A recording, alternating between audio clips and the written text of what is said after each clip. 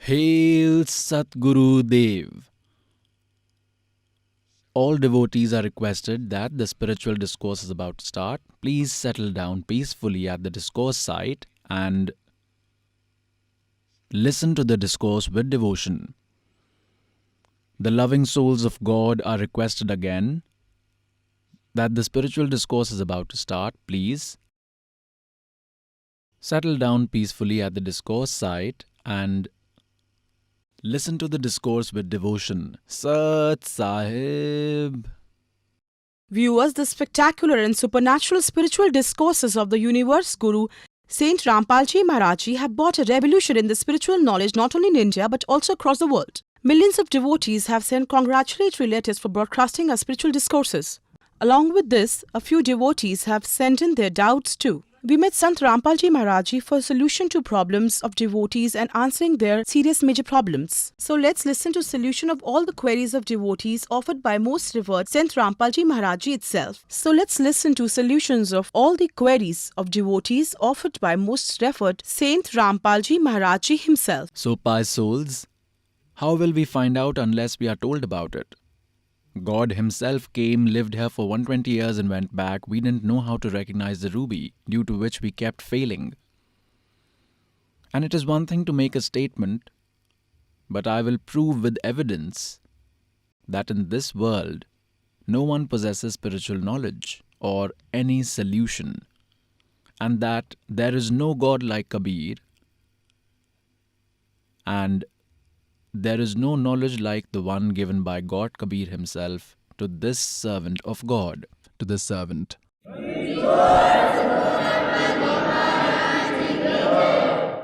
Supreme Father God, Purna Brahm,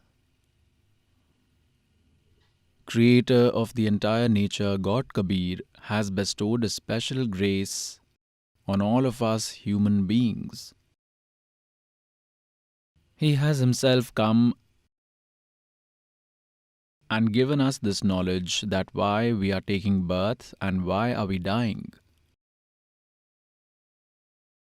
The property and the offspring whom we strive to protect day and night, all this gets destroyed in front of our eyes. What is the reason behind this? Pious souls, there was no one who could impart this knowledge to us. As a result of which we could not see an alternative to this, we considered it to be final, that birth and death will continue. Today we realize this because no one could remove this question mark to date as to why we die and why we take birth. We form such a nice family and we have so much love in them, affection and attachment. And in a matter of a second, we lose everything. If sometime we get worried about this, then we conclude that this is happening with everyone. We have considered it to be a norm that this will definitely happen, but let us continue with our work. Which work shall we continue to do? Construct villas, bungalows, buy a luxurious car and then die. What kind of work was this? All the incidents that are happening with us, you see every day in any village or at anyone's home.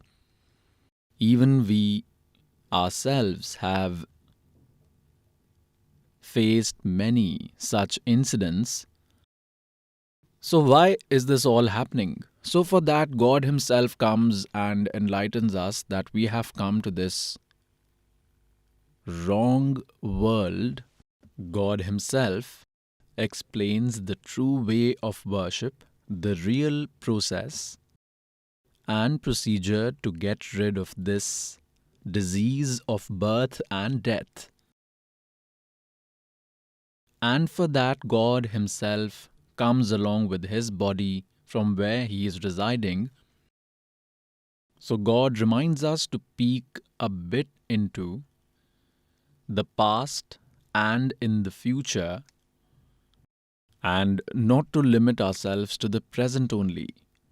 If we peek into our past, look into the past,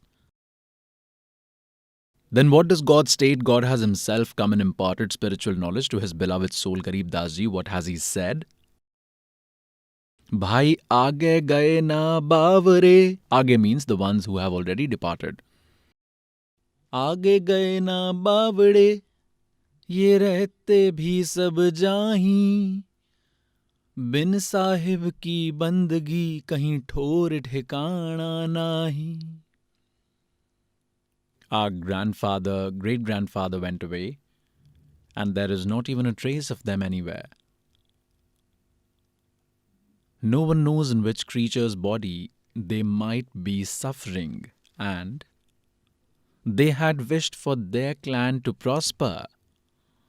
Even their clan propagated, but what did they achieve? And where is the clan before them who have all died? There is not even a trace of them. So here God states, to explain to us, क्या मांगू कुछ थिर न रहाई, ये देखत नैन चला जग जाई, 1,00,000 पूत 1,15,00,000 नाती, उस रावण के दीवाना बाती. On obtaining a child, even if you will share felicitations for 2 days, God says Ravan had 1,00,000. He had 1,00,000 sons, and no one from his clan is alive today to light a lamp. There is no trace of him. His lineage got destroyed. He also died, and even his kingdom ended. So God wants to remind us, God has reminded us that this is the plight of whatever has happened in the past. You are currently witnessing that no living being is happy here, and everyone has a desire to become a millionaire, to become extremely wealthy, to build a magnificent bungalow, to buy a car, to be respected in the world, because this is what we have learned so far. So God says that even if you acquire all this, like there are many who have big bungalows, and as a result of their past virtues, they have big cars and they also have excessive wealth, and you also see that in a moment, anybody can die. Wealthy businessmen are found dead inside their own helicopters after a crash. What will happen next? God cautions us for future. फिर पीछे तू पशुआ कीजे गधा बैल बनाई, और ये 56 भोग कहाँ मन बोरे, कहीं कुर्डी चरने जाई. We cannot believe it at the moment because we have all the comforts. And this Kal God has mechanized our mind in such a way that we are always thinking that work has to be done, that has to be done, that work is remaining, I will do that. So this is also inspiration of Kal, and he has constrained you. He has imposed so many responsibilities on you. And for what reason? For a stomach, for a subsistence. To keep this body safe, one has to build a house, wear clothes, and have food. All this is for the protection of the body so that it remains fine. And there is no guarantee when it might perish and for what reason. So here God says, Kabir ye tan jayega, sake tho thahar la. एक सेवा कर सतगुरु की और गोविंद के गुण गा. One day this mortal body of yours will be destroyed, and as soon as the end of your human life will come, you will immediately perish, no matter how much work of yours is pending. At that instance, it will not be seen that your boy is not married or the girl is yet to be married. Kal will not see this. A devotee was telling that his maternal uncle had 5-6 girls, and due to the wrong tradition of dowry in our society, we have considered girls to be a curse on us. In their dowry, one has to make a lot of unnecessary expenditure, because of which he said that his maternal aunt had gone to invite people. The marriage of 3 girls had been kept at the same time. A person who has many daughters contemplates to bear all the expenses at once and wishes everything to go well. Now, how much burden would there be on the mind of a parent whose 3 daughters are about to be married? That parent is continuously engrossed in thoughts while walking somewhere. In this way, she was standing at the bus stand, engrossed in her own thoughts. I will bring such things, I will do like this, money will be available from there.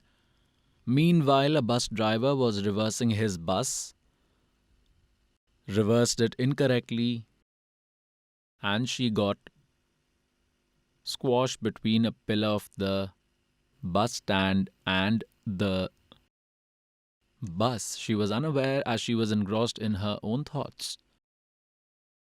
She died on the spot, hence God says, at the time of your death, not even a single breath will be granted to you.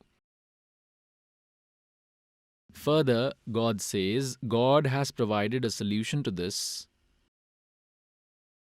Kabir ये तन जाएगा सके तो ठाहर ला, एक सेवा कर सतगुरु की. And then do worship as guided by him, or Govind ke gunga. The meaning of Thahar is support.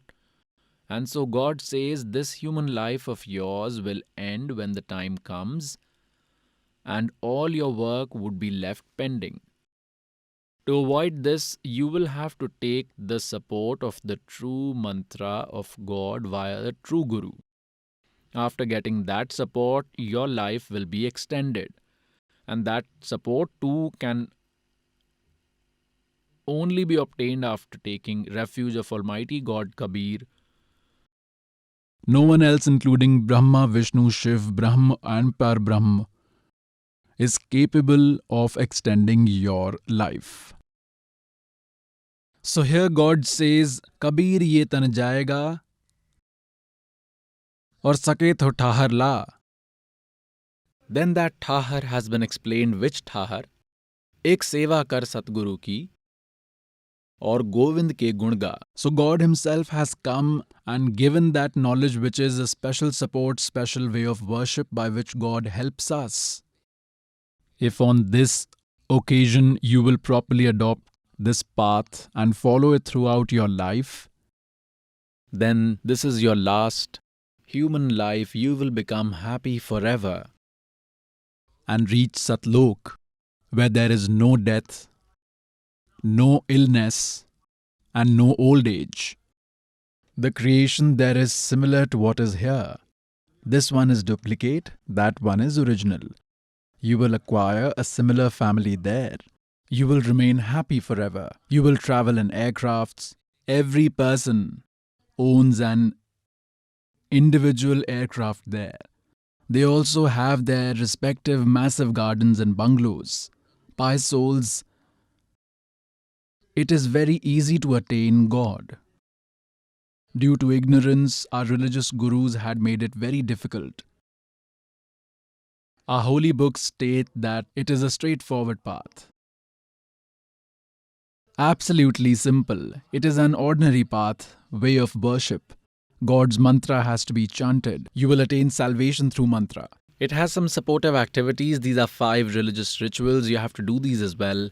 This is what you have to do. Whatever service or duty God has given you in your family, keep doing that as well. You will succeed. When we become highly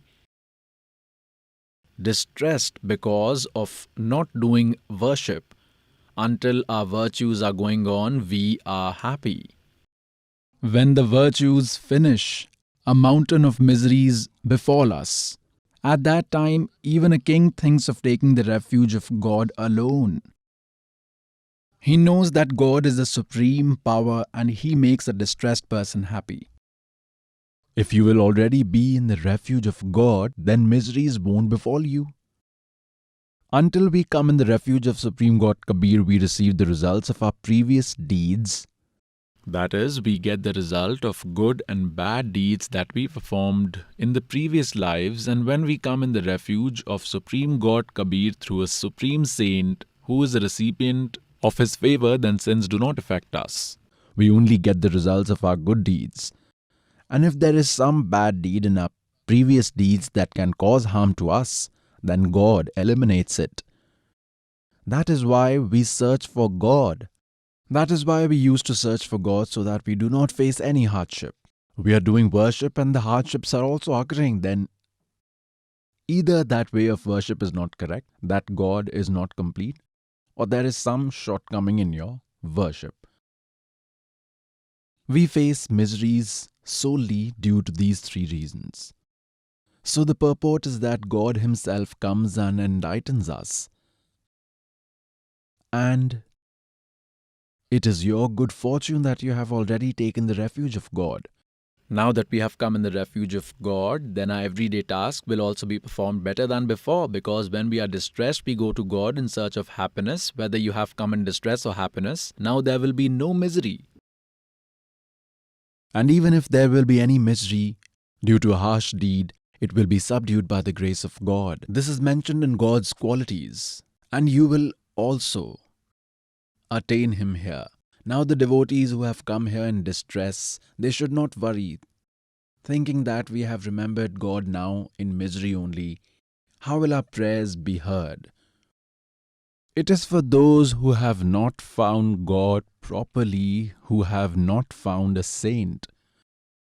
And they invoke other gods because they could neither give you any benefit nor cause any harm. Which gods? Sri Brahma Ji, Sri Vishnu Ji, Sri Shiv Ji, the other 330 million deities under these, Sri Durga Ji, and Brahma and Parbrahma, who have been addressed as Kshar Purush and Akshar Purush respectively in Srimad Bhagavad Gita, chapter 15, verse 16. They can only give you the result of your deeds, results of whatever virtuous deeds and sins you have committed. And to date, whenever you were happy, you never remembered God. And when you were distressed, you used to cry before these, and these gods have no capability. So God was narrating account of that time, that now you are crying before these gods. Who will listen to your appeals now? Today, you have come in the refuge of that God, in whose mantra Satnam. The meaning of Satnam is true mantra, right worship, right mantra. That is correct mantra, true mantra. It is called Satnam. The first mantra that is given to you is the original mantra. Nobody had any idea about it till now. Nobody had been able to find it out till now. So this had to be revealed now only. So whoever has received this mantra, even by doing its worship, you will receive many benefits, because the first and the last mantra in these 7 mantras that have been given to you for chanting, in these the first and the last mantra are destroyer of sins, and your earnings of virtuous deeds are enhanced by the middle mantras. And pious souls, today in this world there is no guru except this servant of God, let alone a Satguru. There is not even a guru. Like an ill person expects his illness to be cured, a childless person expects to have a child even if it is deemed necessary to grant you a child, then you will only get it here. No one else can grant it to you in the whole world.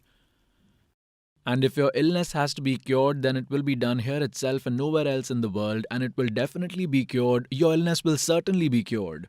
As far as granting a child is concerned, if God wishes, then He can do anything. It has a long history. I will explain it to you some other time. Here there are thousands of such examples of couples who had been married for 10, 12, 15, 20 years. and were still childless. These days, there are all kinds of physical treatments available with us. They had even exhausted all these measures. God granted a child to them too. It is not a big deal. But our and your main aim is to attain salvation. Now, what does God say? That Hare Ram, Ram Ram, Hare Hare, Krishna Krishna, Hare Hare, Radhe Sham, Sita Ram, Radhe Radhe Sham Milade, Om Namah Shivaya, Om Bhagavate Vasudevaya Namaha, Gayatri Mantra. These mantras do not lead to salvation. These are futile, useless. In Gita chapter 16, verse 23-24, it has been clarified that those who, abandoning the injunctions of the scriptures, follow arbitrary religious practices neither attain happiness, nor salvation, nor any spiritual power. Hence, it is useless. Therefore, then in chapter 16, verse 24 of Gita, it has been clarified that Arjun, to ascertain which religious practice should be followed and which should be abandoned, consider the scriptures to be the yardstick. Do not rely on any folklore. So Srimad Bhagavad Gita is our yardstick of worship. Holy Vedas are the yardstick of our worship. Puranas are helpful to us in understanding the spiritual knowledge. And the way of worship in accordance with the Vedas and Gitas that is present in the Puranas is from the Vedas and Gitas only. That we will acquire from them alone. The rest of the knowledge in the Puranas, which is the personal knowledge of a sage or a speaker of Puran that does not match with the knowledge of Vedas and Gita, is not acceptable to us. Now the speaker of the knowledge of Gita says that my only mantra is one word, Om, nothing else. There is no other mantra. If anybody is chanting mantras other than this, they are wasting their time. They are only collecting stones rather than gems.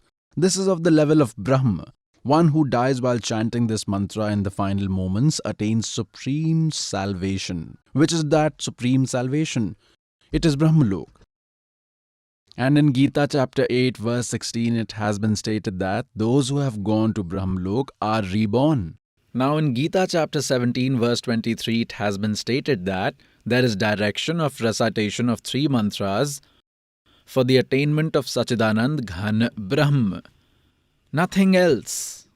Direction means only do as directed, nothing else at all. Please see this. Chapter 17, verse 23, Srimad Bhagavad Gita. And this is chapter 17, verse 23. Om Tat Sat iti nirdesh Brahmana Trividah Smritaha.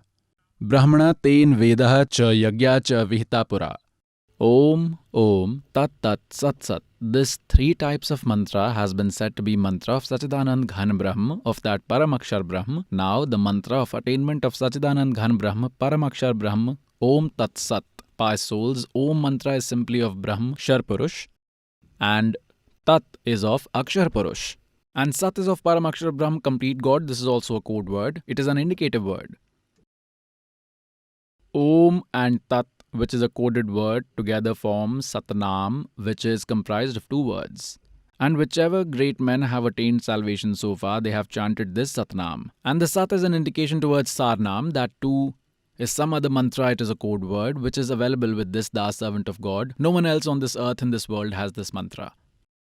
Maharaj Ji, we have heard that you make people forsake the worship of Shri Brahma Ji, Shri Vishnu Ji, Shri Shiv Ji, etc. deities. Is this appropriate? Can we make people renounce Brahma, Vishnu, Mahesh? Am I a child? God Kabir had taken respected Garib Das Ji to Satlok after making him familiar with the entire state there, the state of Brahma, Vishnu and Mahesh. God left him back on earth.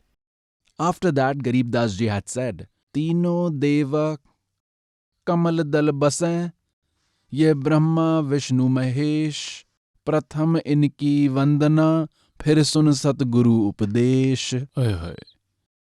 He had said that Brahma, Vishnu, these 3 gods reside in the lotuses. They reside inside the lotuses in our body. Or Pratham inki vandana. The mantras that we chant are a religious practice of these. Or phir sun Sadguru Updesh. Listen to the knowledge of the Satguru and acquire the complete course. Then you will succeed. These Brahma, Vishnu and Mahesh are not our enemies. Some say that your Guruji makes people renounce Brahma, Vishnu, Mahesh. Can we make people renounce Brahma, Vishnu, Mahesh? For example, Urdhav Moolam Adha Shakham. With the roots above and the three gunas like branches below. This is an inverted world-like tree. Now what is the state here? The root above is the Supreme God. Below are the three gunas like branches of the world-like tree. So will anyone cut the branches? Any wise person? Will anyone advise to chop the branches of the tree that chop these and throw them away? Then what use will that residual log of wood be? So the purport is that God used to say that, for example, we have to plant the plant of worship and we brought a plant from a nursery. How will we plant it? We will dig a pit and planting it in the pit from the roots, we will irrigate those roots. So, if we will irrigate, that is worship the roots, then that plant will grow into a tree. Its branches will flourish, three gunas like branches. Then those branches will bear fruits, and we are doing the entire process for the fruit. When we are doing everything for the fruit, then we do not have to chop the branches. We have to do like this. We have to make our way of worship according to the scriptures. Please see. Suppose we brought a plant. Then this is the wisdom. We inserted the roots in the pot that is in the mud. We planted it and we started worshipping, that is irrigating it. The root of this world-like tree is called Kabir. Now we have to worship the roots. We do not have to worship these Brahma, Vishnu, Mahesh. What are we doing? This is what we are doing. Now is this not a childish activity that we have done? Isn't it laughable? We are doing such type of worship. We are doing just the opposite. We are worshipping Brahma, Vishnu, Mahesh as revered deities. We have planted Brahma, Vishnu, Mahesh in the pot. And we are doing such worship. So what will a wise person say? He will advise to turn it the other way round. And that person starts arguing, go away, beware, what are you doing? Now see, we have abandoned the root. The root has been left above. So the plant of worship withered away. This is useless. This is way of worship contrary to the scriptures. An upside down planted plant of bhakti. And we have advised to do this. In this, we will worship God Kabir. Then we will earn virtues in accordance with the scriptures. Due to the scripture-based virtues, the fruits will be given to us by these Brahma, Vishnu, Mahesh alone because they are the chiefs here. Now these will bear the fruits, now we will give its evidence. Now pious souls, God used to say you should follow correct way of worship. Then you will get complete benefit. Now you are worshipping those who cannot grant you anything. For example, you are working for a factory owner. So, you are working for him. After registration of your attendance, your salary comes to the cashier, to the accountant. Now the salary will be given by the accountant or the cashier, but it will be given in return for your work. And that too if you will serve the owner. If you start polishing the shoes of that cashier or the accountant and cleaning his utensils and you left the actual job, then they will give you nothing. They will shoo you away. They won't even ask you for a cup of tea. In a similar way, we have to worship, serve the Supreme Father God as the revered deity. Supreme God Kabir, and then from that we will earn scripture-based auspicious virtues, and then their results will be given to us by these three alone until we live here. They are the chiefs here. They have to give us the result of the work done by us. As one will do, God will give the result accordingly. This was their final rule. So these gods can only give the result of one's deeds. They cannot add anything in it. And the factory owner can give anything as a gift. Meaning God is our master and a master can grant anything. Now let me show you some more because the concept is related to this. In this Gita chapter 3, this is Srimad Bhagavad Gita chapter 3. I will show you from verse 10 to 15. Please see this. Srimad Bhagavad Gita chapter 3 and verse 10. Prajapati Brahma In the beginning of creation, after creating all beings along with yagyas, had said to them, "You may prosper from the yagyas." Yagyas means religious rituals according to the scriptures. These yagyas shall bestow upon you all you wish to achieve. In verse 11 it is said, "Through this religious ritual prosper the gods, and those gods shall prosper you." Thus, selflessly prospering each other, you will attain the supreme auspiciousness. In verse 12, then it is said, "The gods enhanced by the yagyas." Now, will we enhance the gods by holding them or stretching them? Now, this method has been explained that by doing scripture-based worship, by worshipping the root, the three gods-like branches will flourish, they will grow bigger, then they will bear fruits. Please see. Enhanced through yagyas, that is, through scripture-based worship, the deities, that is, these three branches, will definitely keep fulfilling your desires without you asking for it. A person who, without offering the material pleasures granted by those gods, himself consumes it, is a thief. Now, what has been proved by this? Like we will worship the root. By worshipping the root, the branches will grow bigger. The gods have flourished. On flourishing, these branches will become laden with fruits. They will automatically give without asking for it because we are worshipping the root. So it is out of their control. They will have to give fruit to us. See further. And then it is said that those who do not perform any meritorious deed or charity are thieves. He himself enjoys those pleasures without offering, that is, without doing charity, so he is a thief. In the 13th, it is said, "Great men who eat food left over from the yagya are relieved of all the sins, and sinful people who cook food only to nourish their bodies, they certainly eat sin only." Its purport is that, "Now, pious souls, here in SATLOK ASHRAM, Barwala, district Hisar, Haryana, it is the only place in the whole world where scripture-based worship is performed." What are they saying? Great men who eat food left over from the yagya, saints meaning virtuous souls, are relieved of all the sins. First of all, we offer some food to God from the main meal and also from the halwa. After offering it to God, the rest of the food is then distributed. So, they say that those who eat food left over from the yagya, all these people, saints, sadhus, devotees, saints, sadhus or devotees who eat food left over from the yagya, all these saints, sadhus or devotees are relieved of all the sins. Now the purport is that here, after offering the food first to the god, the rest of the food is distributed amongst his children. Then it becomes a destroyer of heinous sins. So, if you come here, you will obtain the complete way of worship. So you will automatically become free from all the sins. You will listen to the knowledge, dharma yagya, gyan yagya, pranam yagya, all the yagyas in the complete way of worship. You will be given complete treatment. Then it is said that those who do not perform charity or meritorious deeds are thieves of God. Jin har ki chori kari, aur gaye Ram gun bhool, te vidhana bagul kiye, wo phir jhoole, ulti jhool. It is said, "Jin har ki chori kari," the wealth that God has given you in your fate, one who does not donate it further has been described as a thief of God. So what has been explained, please see. A conclusion is being formulated ahead. We have read this verse 13 of chapter 3. Great saint who eat food left over from the yagya. Saint means you virtuous souls are relieved of all the sins, and those sinful people who are only limited to earning and eating consume sin only.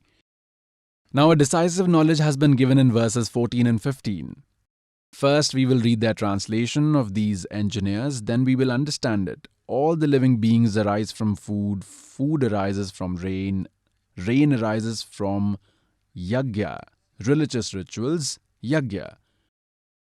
Its meaning is it arises from scripture-based actions, that is, religious rituals arise from scripture-based actions, and consider the actions Brahmod Bhavam.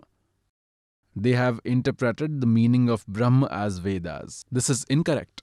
They have misinterpreted Brahma as Vedas. They should have written that, see, we came here to this world of Kal, so we will get everything only after performing actions, otherwise we won't get anything. So it is said that these actions were imposed by Brahma. Brahma has formed the law here, and Brahma originated from Paramakshar Brahma, from that God, from Sachidanand Ghan Brahma. Its meaning is actually this: these ignorant people did not have any knowledge. They misinterpreted everything. Please see this. Consider the actions to have arisen from the Vedas. No, arisen from Brahma.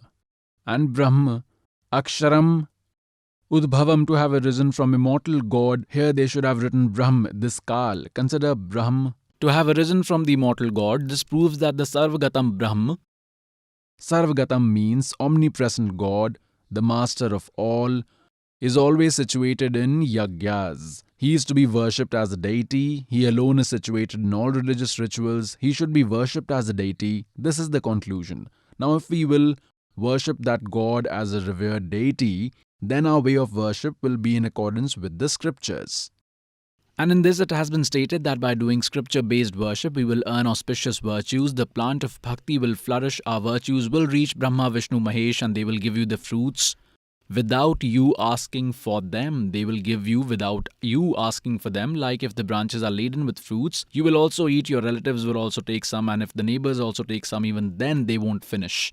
So like in this way, our entire series of worship is completed. So first of all, God said that the three deities reside in these lotuses, these Brahma, Vishnu, Mahesh. Firstly, we pray to them and then listen to Sadguru's preachings. So we are not worshipping them. We are paying rent to someone like we are paying tax on electricity. We are paying the bill of telephone. We are not worshipping them. We are giving it to them to continue the facilities.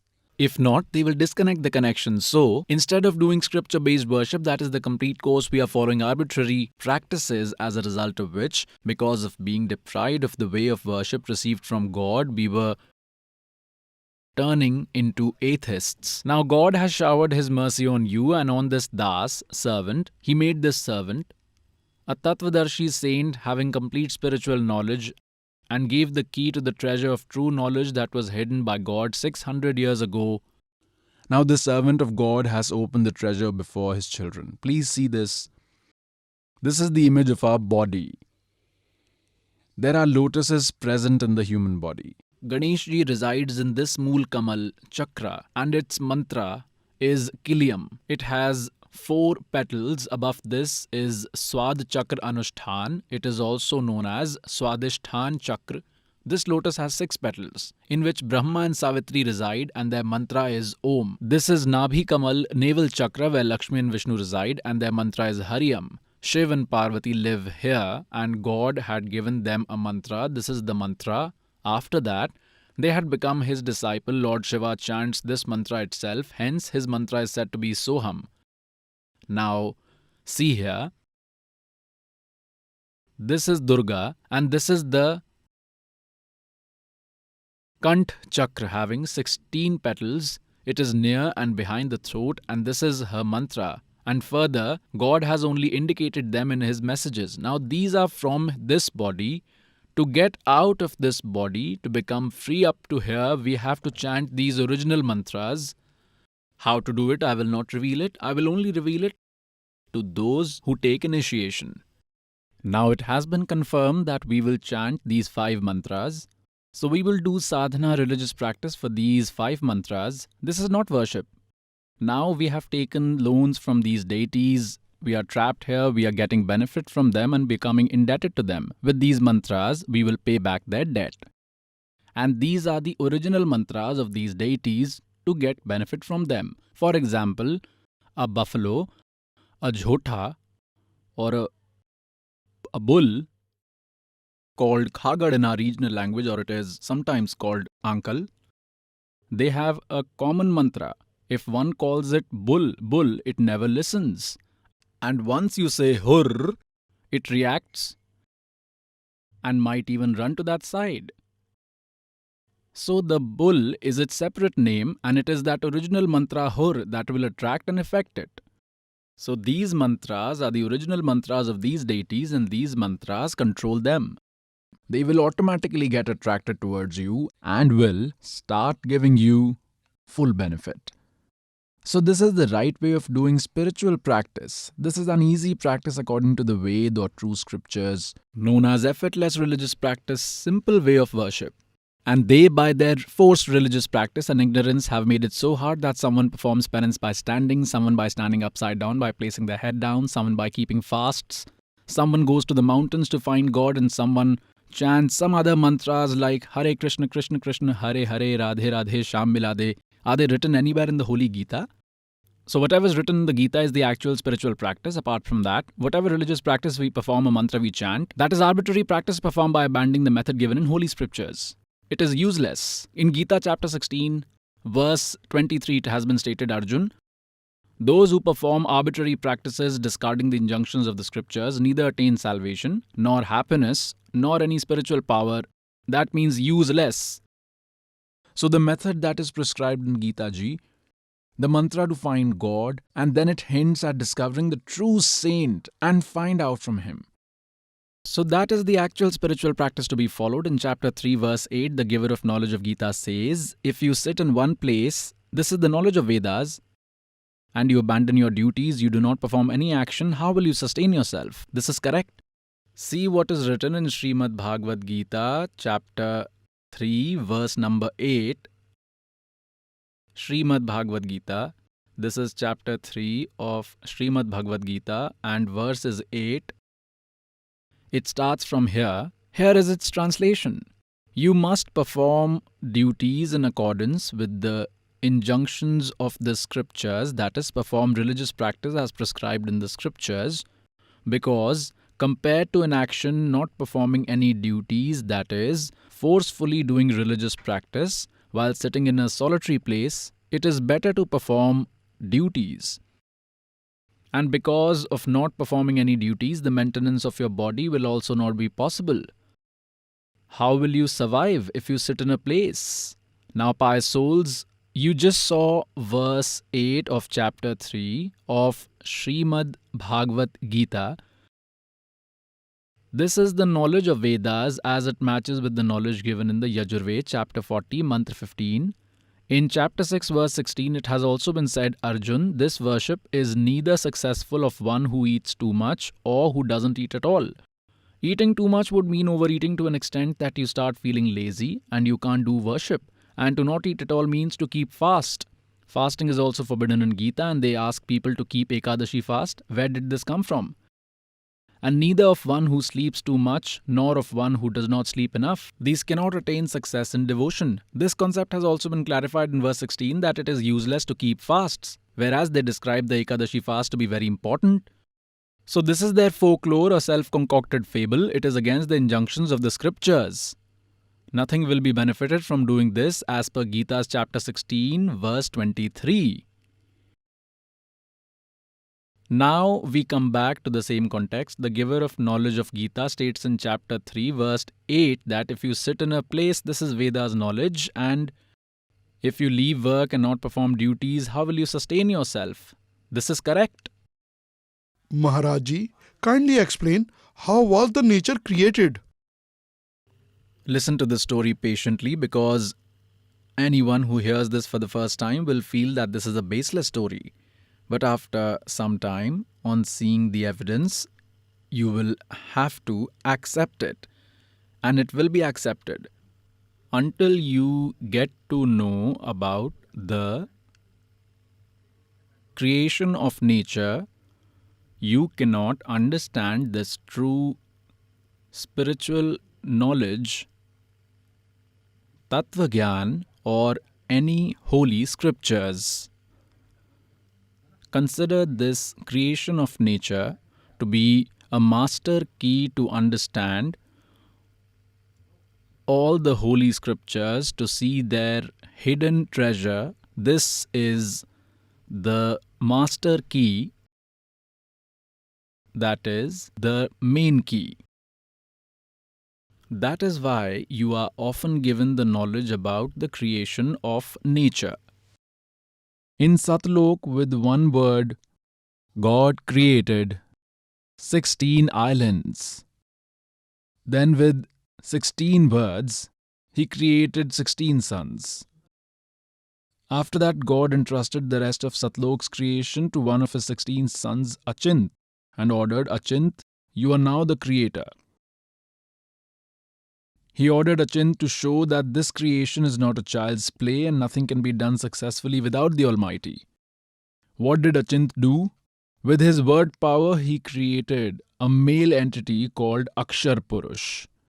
In Gita's chapter 15, verse 16, two Purush gods have been mentioned, Kshar Purush and Akshar Purush. The origin of Kshar Purush and Akshar Purush is being described now. Achint created Akshar Purush with his word power. By the order of God, God had given him this much power of word. When Akshar Purush was born, he walked off of his own accord. Achint asked for his help in the creation of nature. Akshar Purush didn't listen and went to Mansarovar, which was filled with nectar. He jumped into it to take a bath, started enjoying there and fell asleep. There the body is without breaths.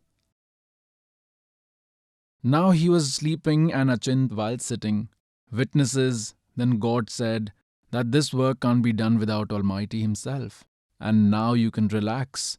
Then God went there. God, that Satya Purush, eternal God, Kavir Dev, took some nectar from that Mansarovar and made an egg out of it like a magician. He inserted a soul into that egg with his word power and put that egg in the water. That egg was very big in size. It went down with a thunderous noise. The thunder of the egg disturbed Akshar Purush's sleep. Now, if someone is woken up from a deep slumber, one becomes very angry. He expressed his anger and looked at the egg in anger, due to which the egg burst. From it, this Kshar Purush, that is Jyoti Niranjan, Kal, came out in a human form. God said to both of them that, Akshar Purush, you were in deep slumber. God spoke through an ethereal voice. You both may come out. To awaken you, this entire spectacle has been displayed. You both may come out. Both of them came out. And then he said to them, you may live in Achint's island, all three of you. In one island, both of them went away and one was Achint. Now after some time, this Kshar Purush, whether you call him Jyoti Niranjan or Kshar Purush, and Akshar Purush, whom you may call Parbrahm, both of them started living in Achint's lok. After some time, this Kshar Purush, that is Jyoti Niranjan, or you may call him Kal, he would be called Kal later on. This Kshar Purush thought that we three, Achint, Akshar Purush, Kshar Purush, are living in one island and our other brothers are living in their separate islands. After that, what did God do? God created all of us who are here in the forms of ant, elephant, man, king, god, goddesses, etc. Whoever it is, after creating everyone, God had given separate places to everyone in Satlok, saying, live here comfortably. So he got worried, distressed and jealous that all three of us are in one place and all others are living independently in separate places. So he started doing meditation. When he meditated for 70 eras, God asked him, what do you want? The Supreme God asked him, what do you want? He said, O Father, O Supreme Father, this place is insufficient for me, kindly grant me a separate place. So Supreme God gave him 21 Brahmands, like a rich father gives 21 plots to his son, that take these 21 plots. He went there and started living there. He saw that they were very empty. He thought that some construction should be done in these. He again meditated for 70 eras. How did we get trapped here? How did we come with this Kal in this evil world? We had made a mistake there. Our father had given us all the facilities. There was no inconvenience of any kind. We were immortal. We always used to remain young. We had families there. The entire group, the entire families. There is creation in Satlok and it is similar to this world.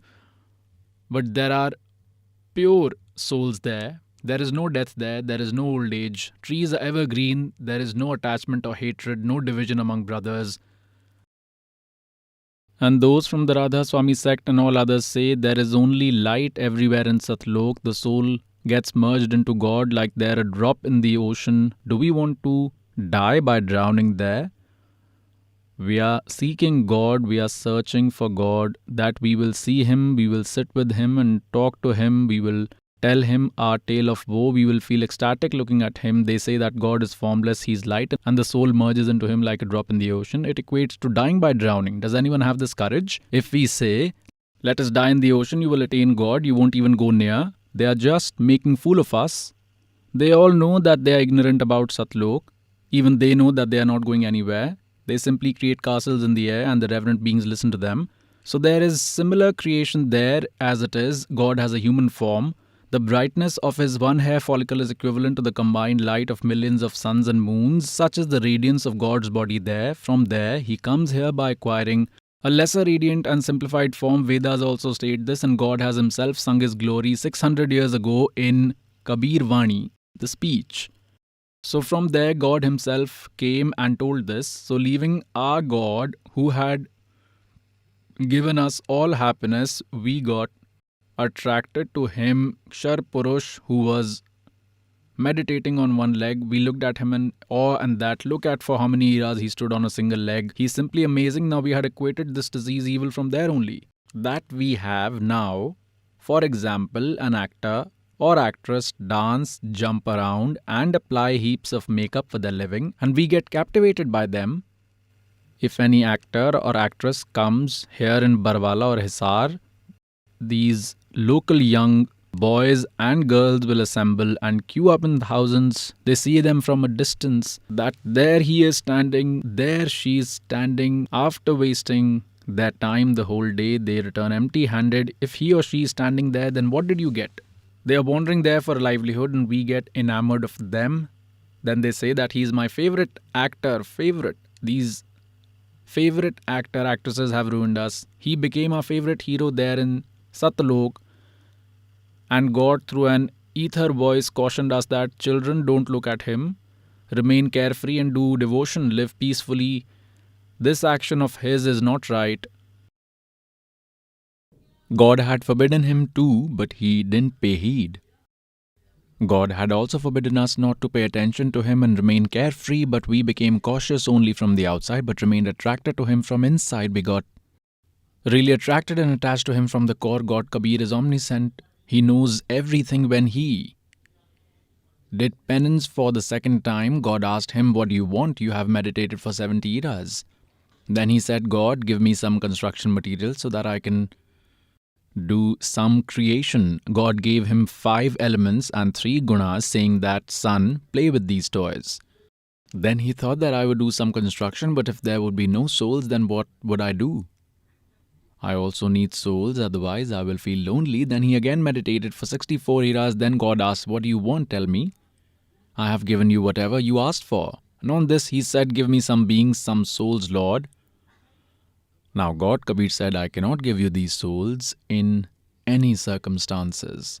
Yes, I can give you more Brahmans if you want, if you need 5, 7, 10 extra, but I cannot give these because they are my souls and have been created by my word power. They are my heart, my souls. I cannot give them. However, there is a condition. If any of the souls wants to go with you willingly, then one can go. Go and ask them. Then he came to all of us who are now trapped here. He asked us, will you come with me? I have meditated and obtained a separate kingdom. We will live like this there. I will create such deities, Mahadev, great deities, and a river of milk over there. Now, did we have any deficiency there in Satlok, but our intellect got corrupted? We said, all right, if Father gives us permission, we will accompany you. Then this devil said to God, Kabir, some souls have consented to go with me. God said that, ask them to give their consent in front of me. God himself came from there and stood near us. God said, tell me who wants to go with him. Raise your hands. Now God had cautioned us earlier not to get attracted to Kal. We felt embarrassed, bowed our heads down, and no one uttered a word. There was a pin drop silence. Then God said, hey, you were saying that many souls want to go with you, but here no one is consenting. You were telling a lie. Meanwhile, One soul thought the plan might get spoiled. He dared and stood up. On standing up, he said, God, I want to go with him. Then we all thought that this soul might solitarily enjoy that. Then imitating that soul, all other souls raised their hands like children raise their hands in school imitating each other. We all stood up and raised both our hands saying, we also want to go, we also want to go. God said, all right. I have noted the numbers of these souls. Whoever has consented, you may go to your lok. I will send them systematically. I can't send them like this. So what did God do? He transformed us into a seed form, and he gave a girl's appearance to the soul who had given the first consent to come with Kal, a young girl, a lady. He made her a beautiful girl who later came to be known as Durga. And he inserted all of our souls into that girl's body with his word power and said to her, Daughter, I have granted you the word power. God Kabir said to her, and you may produce as many living beings as this Brahm Kshar Purush may ask for. I have granted you the power of word. You can even produce living beings by word. God Kabir said to his son Sahajdas, son, go and take your sister to Jyot Niranjan, that is Kshar Purush. All of Kshar Purush universes were situated within Satlok. He was standing there. Sahajdas took that girl Prakriti, Durga, to him. And after going there, he said, Jyot Niranjan, this is an order of Father. Whichever souls have consented to go with you, God had inserted all of them into this girl, and God has granted the word power to this girl. She will produce as many living beings as you want by her word power. After this, Sahajdas returned. Now, Jyoti Niranjan, this Brahm Kshar Purush, saw the young girl. Now, pious souls, these rubbish activities like rape, etc., had instilled in this Kal there itself. He became situated in everyone in the form of mind. He has left such an element within us. This vice arose in him. On seeing the lonely girl in a solitary place, he tried to commit wrong with her. The girl also perceived his intention and said, Jyot Niranjan, listen to me. You are my elder brother.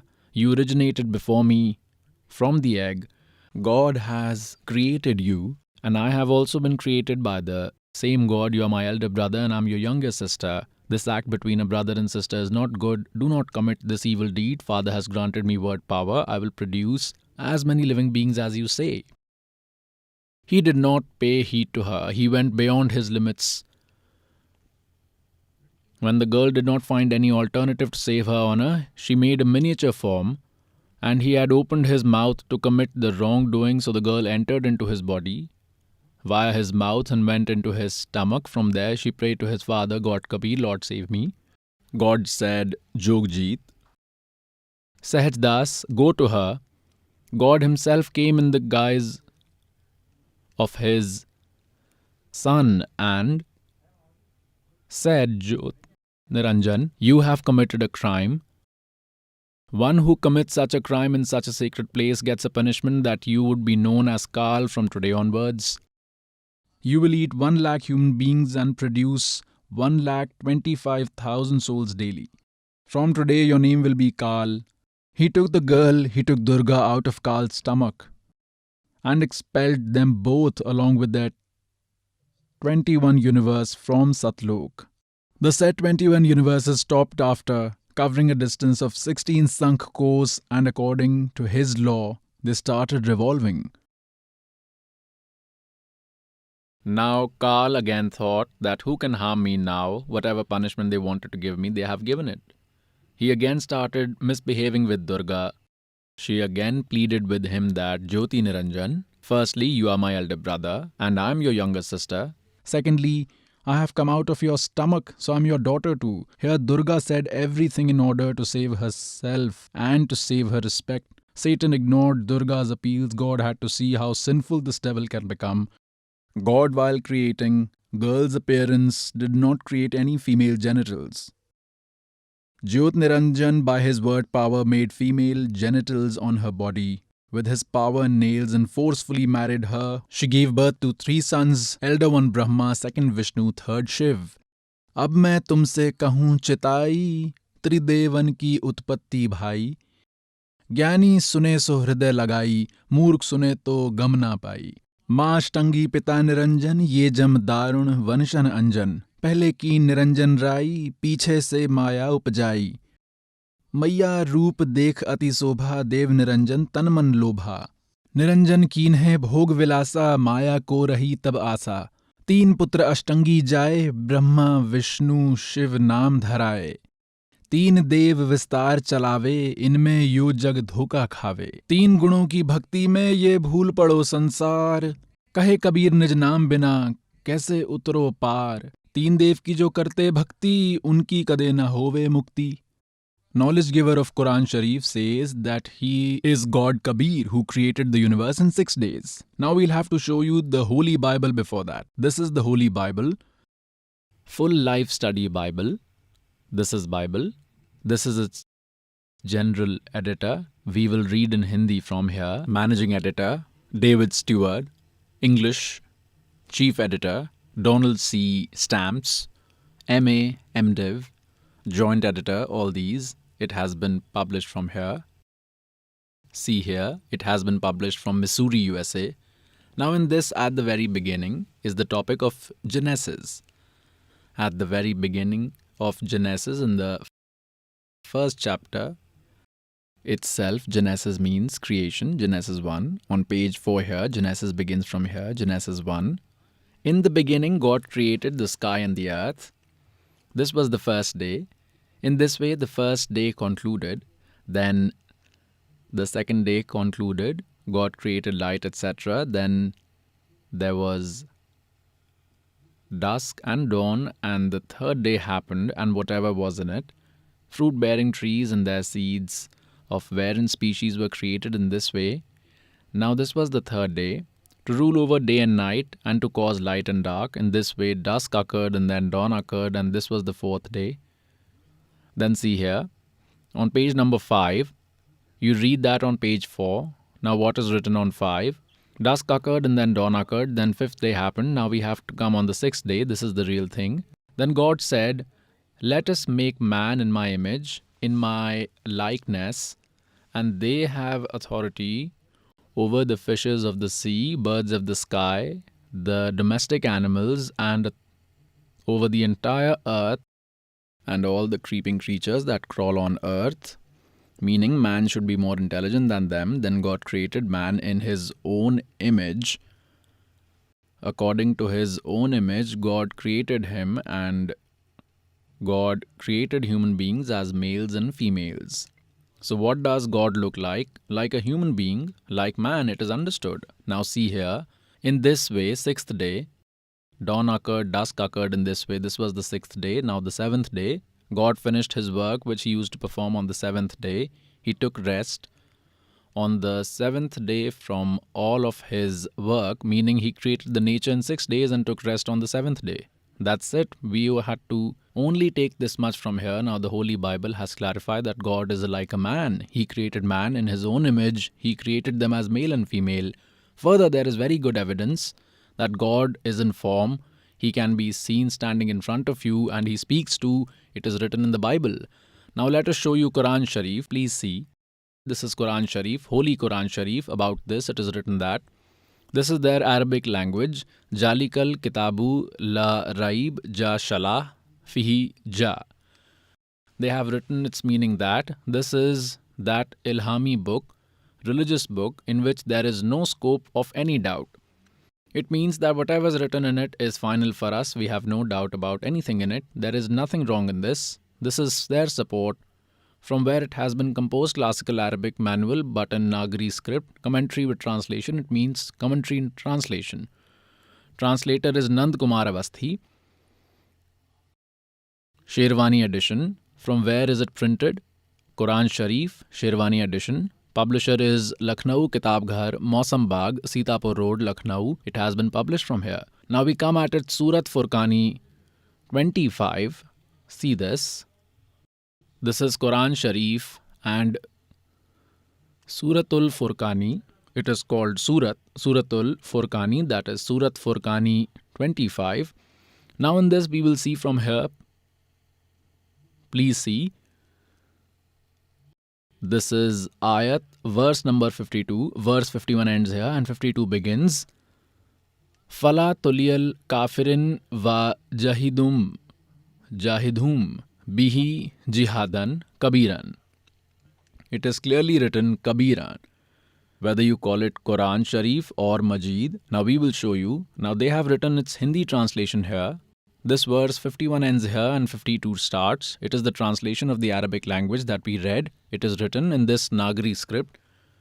Now the verse 52 has been translated here. So, O Prophet, the giver of knowledge of Quran Sharif is saying to Prophet Muhammad, you may not listen to the kafirs, disbelievers. Those who instead of worshipping God worship other deities are called kafirs, disbelievers. And with the evidence of this Quran Sharif, that is the knowledge that I am giving you, face them with great force. They have interpreted Kabir as great. And they should have written that Allah, Fala tutiyal kafirin va jahidhum bihi jihadan kabiran. Kabiran means you may struggle for Kabir. The disbelievers do not believe that Kabir is God, but I am telling you that Kabir is everything. Now here you may say Kabiran, Kabir, Khabir or Khabira. They are all the names of this same God as per various languages. Now we will show you in holy books. Please see Shiv Puran. This is concise Shiv Puran, illustrated, bold font, only Hindi. It has been published from Geeta Press, Gorakhpur. Who is its editor? Hanuman Prasad Poddar. It has been published from Geeta Press, Gorakhpur. Let us show you Rudra Samhita of this holy book. Concise Shiv Puran from page number 98. We will start from its end here. Following this link, we will move ahead. 5th chapter of Rudra Samhita ends here. Listening to his son Narad, the father of the world, Brahma said this there. Now the 6th chapter starts. Brahmaji said, Brahmaji is saying to his son, superior amongst the deities, Dev Shiromani, you are always busy with the task of welfare of the world for the benefits of the people. You have asked this great question. When the entire animate and inanimate world had got destroyed, then nothing remained, only darkness ensued. At that time, Tat Sad Brahm, the Sat that is heard in this sound, only that remained. Firstly, these Brahma etc. had no particular knowledge. Nevertheless, to date, we kept on believing these Purans to be true. We will see from that itself, Tat Sat Brahm. Now, who is this pointing to? We will tell this later. Now, we will see objective first. Now, see on page 100. The Parabrahma regarding whom, through knowledgeable and ignorant. Now, Brahmaji is the best speaker of this universe, and he says that I will impart some knowledge, somewhat true and somewhat false. As per my knowledge, the Parabrahm, regarding whom, through knowledgeable and ignorant utterances, the following options are presented.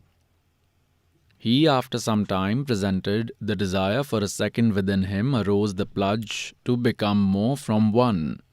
Then that formless God with his divine power imagined a figure, form for himself. Murti means form. He who is formless, Param Brahm, his figure is God Sadashiv.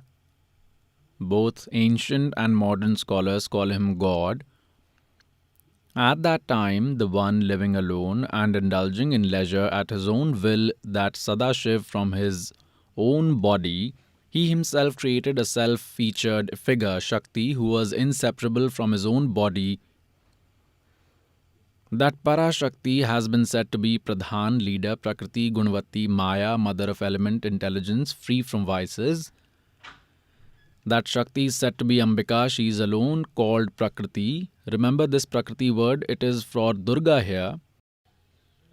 In Gita chapter 14, Verses 3, 4, 5, when the servant of God will show you the origin of Brahma, Vishnu, Mahesh, then these are code words there. These Prakriti is used for Durga, that this Prakriti is my wife.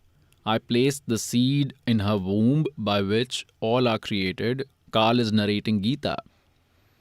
Sarveshwari, goddess of all, and Tridev Janani, mother of the three deities, and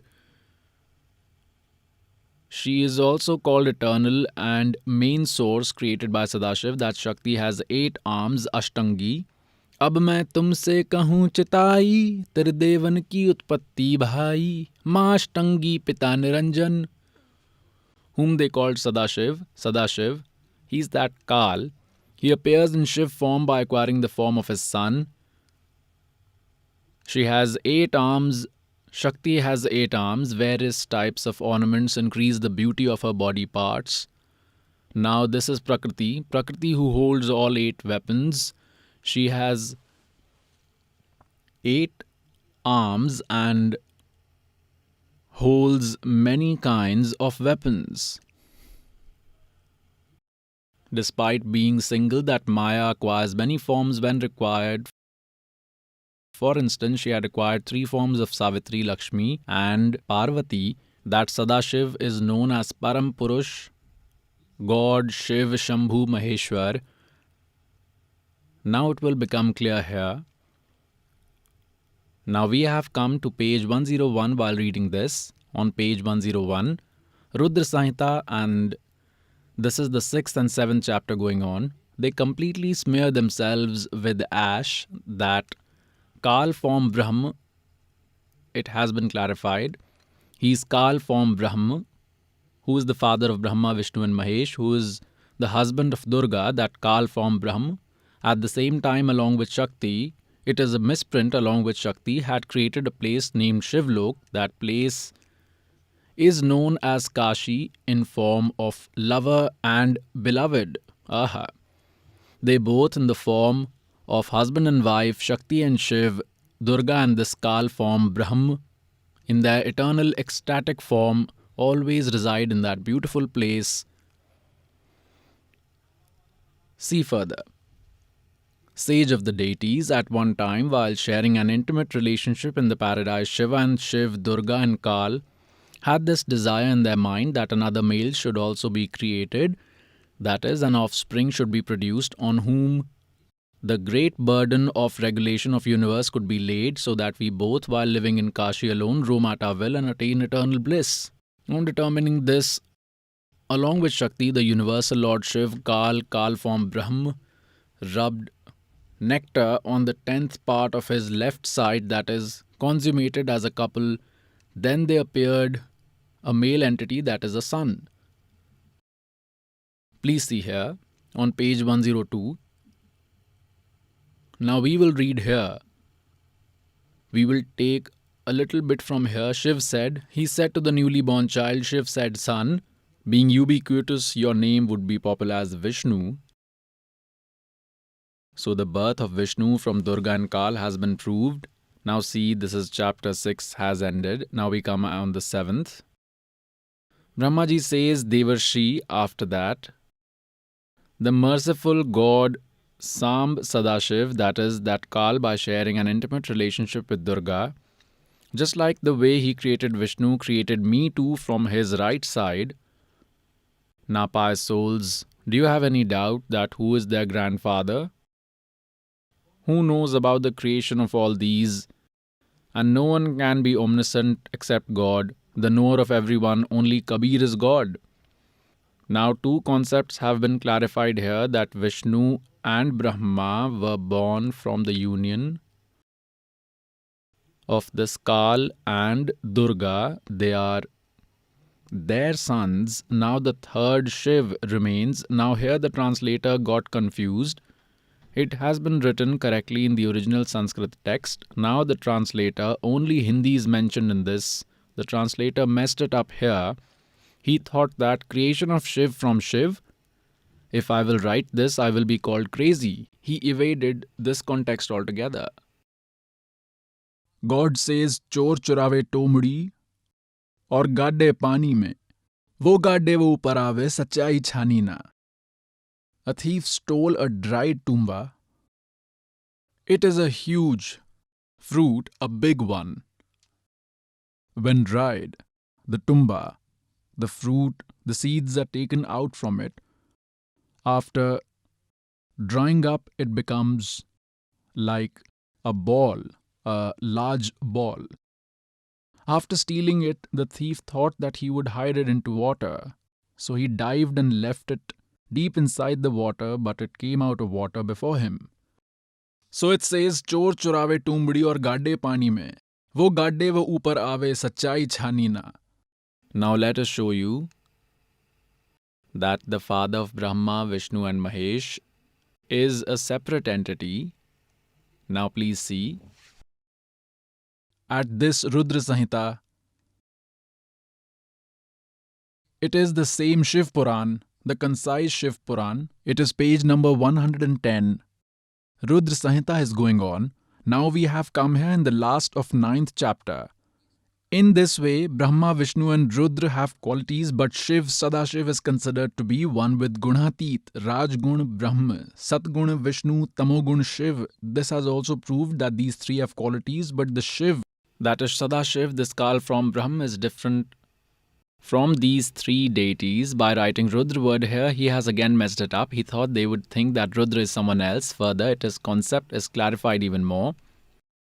As you know, this Das, servant of God, repeatedly imparts knowledge to you, but you are a student, many times it happens, you are unable to attend spiritual discourse. At that time, that topic is discussed. How have they been misled? God says, Teen dev so usko dhyave, niranjan ka wo par nahi paave. Sages and ascetics read the Vedas for attainment of God. They assumed Om Mantra to be the supreme God. They assumed Brahm to be the supreme God. They practiced Hatha Yoga and chanted Om Mantra but achieved nothing. So what happened? Like, they used to meditate, used to practice meditation and enter a trance state. So how does this Kal cheat? He appears as Brahma before someone in the trance state, so that person says, Brahma is God, Brahma is God, Brahma is God. He is hiding himself. I have seen in meditation, he is God. Now Brahma gained supremacy with this. Brahmaji also became conceited that I am God. On the other hand, what does this Kal do? He appeared before another sage as Vishnuji in the form of his son Vishnu. That sage announced everywhere that Vishnu is the master, he is the supreme God, he is immortal, he is the almighty, he manifests himself in the three forms. This Vishnu is God. Now Vishnuji became conceited with this, thinking I am God. He appeared before someone in the form of his son Shiv. Then that person declared Shivji as Lord of all deities, greatest God, conqueror of death, conqueror of Kal, Lord of all lords. With this conception, once Brahma went to Vishnuji and said, I am your father. You did not stand up and pay respect to me. Vishnuji said, I am your father. You have originated from the lotus arising from my navel. Brahma says, I am the creator of the entire universe. You are my son. A fight took place between the two on this subject. So when Kal saw that they will fight to death, he placed a pillar in between them, a bright pillar. They stopped fighting and got occupied in moving up and down the pillar to discover the end of it. When they failed to find any end of the pillar, Brahma lied. This is a long story. We will tell you what happened next. This Kal came to his Sadashiv form. He appeared in the form of his son Shiv. And he said to both of them, Brahma and Vishnu, that you are not God. You are not the supreme God. Due to a misconception, you consider yourself to be God. I have come now to dispel that misconception of yours. For this, we will have to show you this Shiv Puran with Sanskrit. Please see. This is part 1, Shiv Mahapuran, with Hindi commentary. Shri Shiv Mahapuran, composed by Vidya Avridhi Pandit Jwala Prasad Ji, Mishra with Hindi commentary. Khemraj Sri Krishnadas publication, Mumbai, so and so. Now we will see a little link in this. Once upon a time, a war took place between Brahma and Vishnu. Now here on its page 11 of Vidveshwar Samhita, Vidveshwar Samhita part 1 and chapter 6, Nandikeshwar said, Nandikeshwar, that is the vehicle of Shiv, said, Kal resides in these forms too. O Yoginder, once upon a time Lord Vishnu was sleeping on the serpent bed along with his Garud etc. counselors and Lakshmi. He was resting. At that time, the greatest among Brahmagyani, Sri Brahma, willingly came there and started asking to the lotus-eyed Vishnu, who was resting on a bed beautiful in all respects, who are you, who even after seeing me are still lying down and sleeping like an arrogant person? O son, wake up and see, I, your Lord, have come.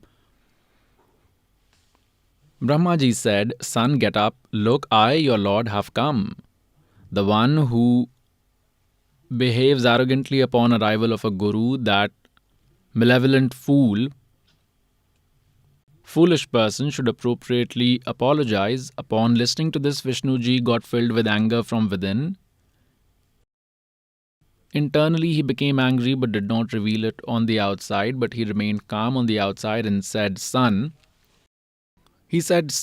may you be blissful. Sit down, please take a seat. Now, why have your eyes become devious and face awry? Because he was furious, he was angry. Brahmaji said, Son Vishnu, O Son Vishnu, you are proud due to the impact of time. O son, I am your protector and the grandfather of the world. Vishnuji said, this entire world is situated in me. How do you, like a thief, call it yours? You are born from the lotus, arising from my navel, and hence you are my son. Calling me as your son is futile. Nandikeshwar said, in this way both Brahmaji and Vishnuji, influenced by Rajogun, started arguing with each other by saying, I am great and I am the Lord. With the desire to kill each other, they became eager to fight. And then all the deities, boarding their aircrafts, came to view that great, spectacular war and started showering flowers on them from the sky. Well done, deities. Just like buffaloes are made to fight in villages if two are fighting, and the deities say, well done, very good, finish each other and shower flowers. Are these the characteristics of deities? They should have intervened and by beseeching should have separated them, stating that if you both will fight, then what will happen to us? And the deities instead showered flowers on them to boost them. Well done, cut each other to death. This jury has been corrupt right from the beginning, and it did not get corrupt now. It's been since then. If the deities have these characteristics, what kind of nature would the people like us on earth have? It is a matter of consideration. It is understood. What would we be like then? Now they had a fight, and in between, now I will tell this in short, it was necessary to show this is a little bit that what level of intelligence was of those whom we worshipped, whom we believed to be Lord of Lords, great Lords, God. Their nature was equivalent to a fourth grader only. Children of grade 4 or 3 fight like this. When the teacher asks, why were you fighting, children? One says, he said, I'm your father. The other child says, no sir, first he said, I'm your father. And that's why they were both holding each other's collars with their faces turned red and fighting. So our lords, whom we believe to be real God, supreme power, their intelligence and behavior was like those kids of grade 4. This is right in front of you. I'm not telling you this from my side. Based on these behaviors, we will be able to identify who is God. Who is that God? Now what happened next? Then this devil came there, acquiring the form of his son Shivji. He has vowed that he will never appear in front of anyone in his original form. He has taken a vow. He has pledged. Therefore, he sometimes appears in the forms of Vishnu in front of someone who worships Vishnu.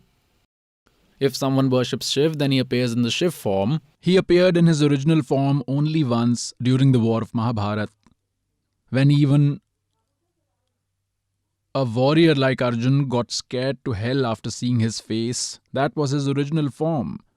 And he said, Arjuna, I am Kal, and I have appeared to eat everyone. And Arjun joined his hands and requested him, God, please appear in that same four-armed form of yours, as I cannot see this any more.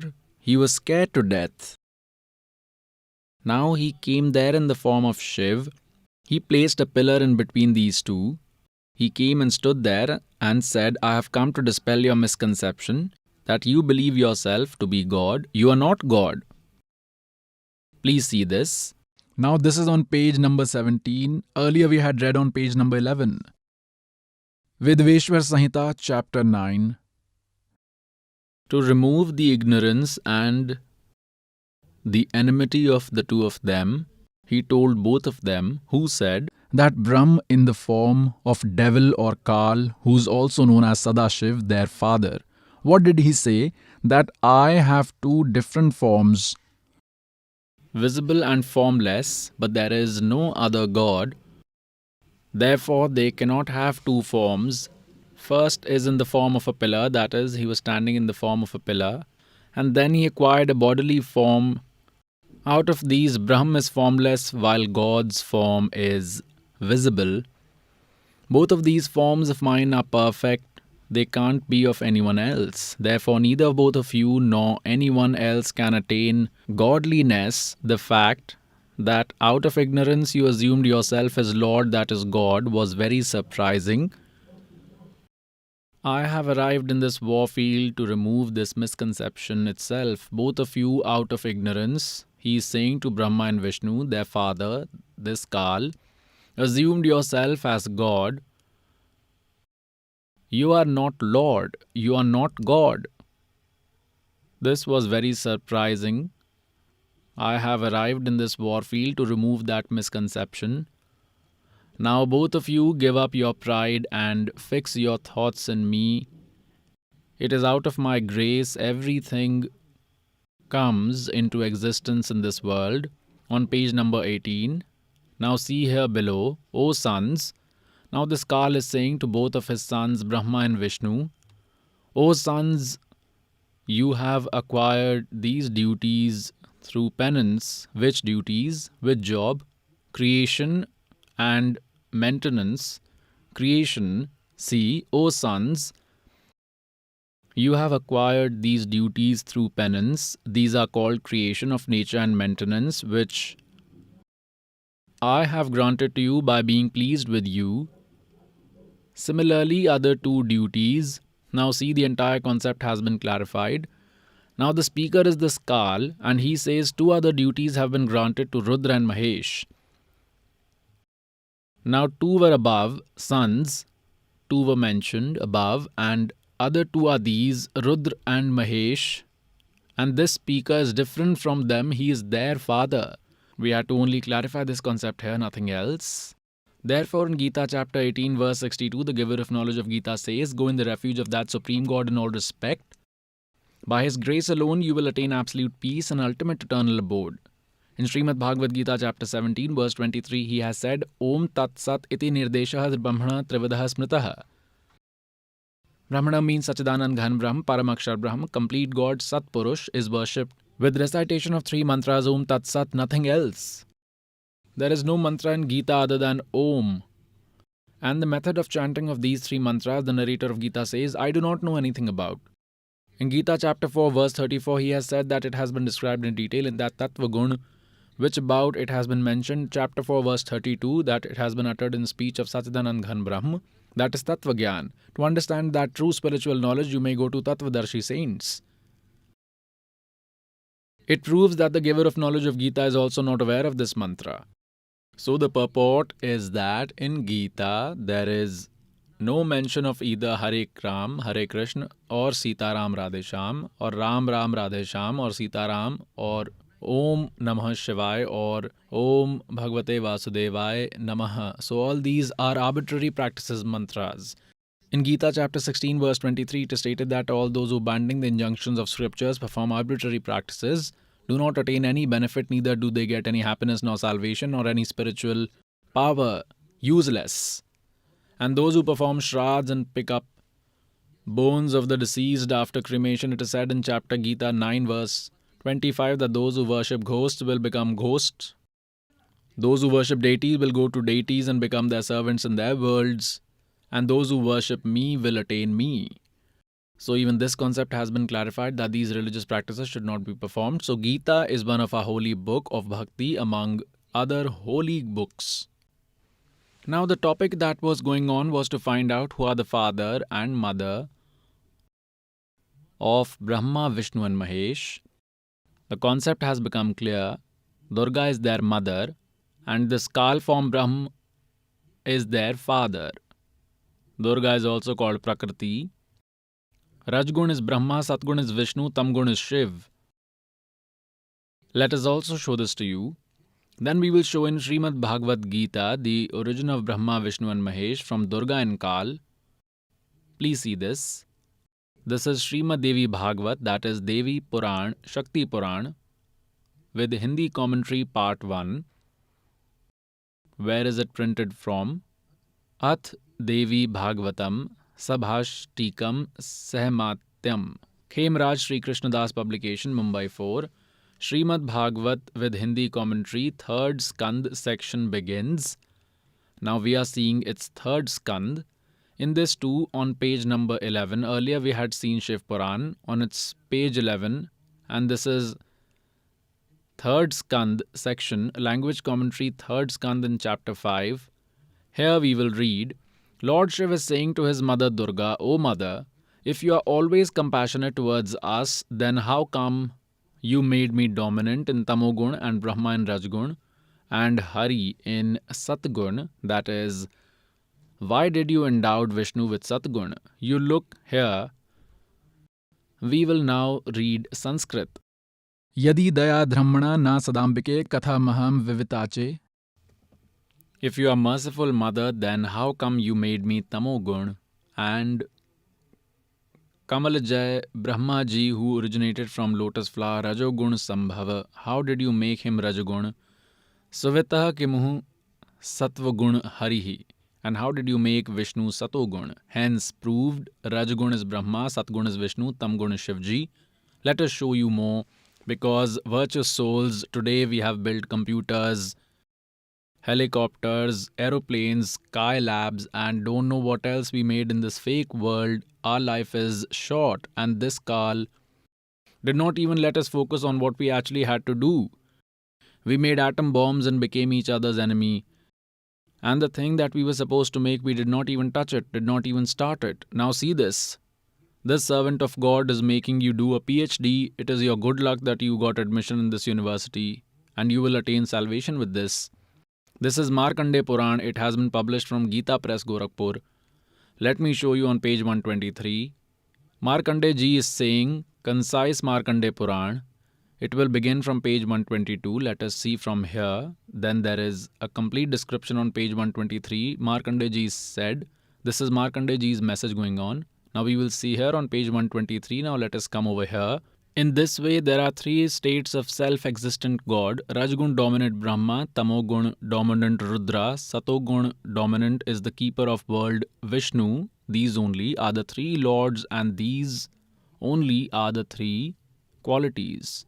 गुण तीनों की भक्ति में ये भूल पड़ो संसार, कहे कबीर निज नाम बिना कैसे उतरो पार, तीन देव की जो करते भक्ति उनकी कदे ना होवी मुक्ति.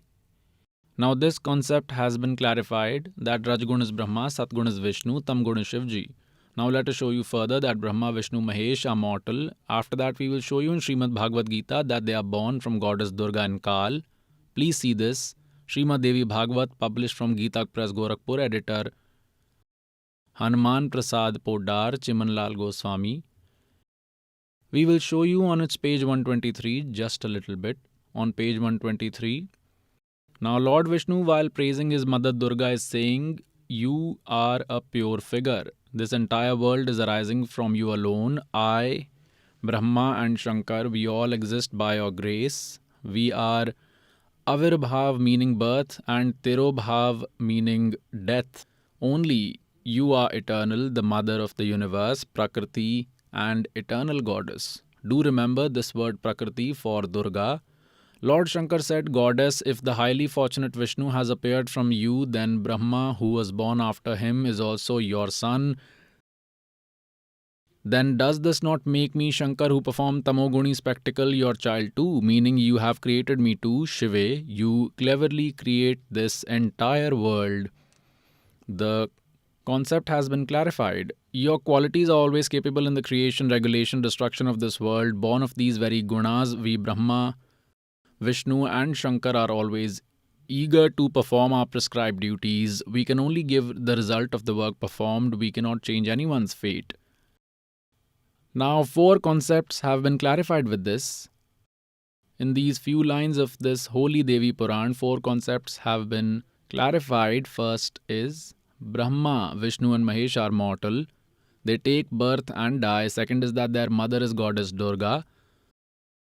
The third is that Rajgun is Brahma, Satgun is Vishnu, Tamgun is Shiv. And the fourth is that they can only give the result of the work performed. That is, they can only give the result of whatever you have done. They cannot make any amendment in it. And even the 5th one has been clarified. The Durga is also called Prakriti. Now please see Holy Srimad Bhagavad Gita. It has been published from Gita Press Gorakhpur. Its translator is Jai Dayal Goenka. Now in chapter 14,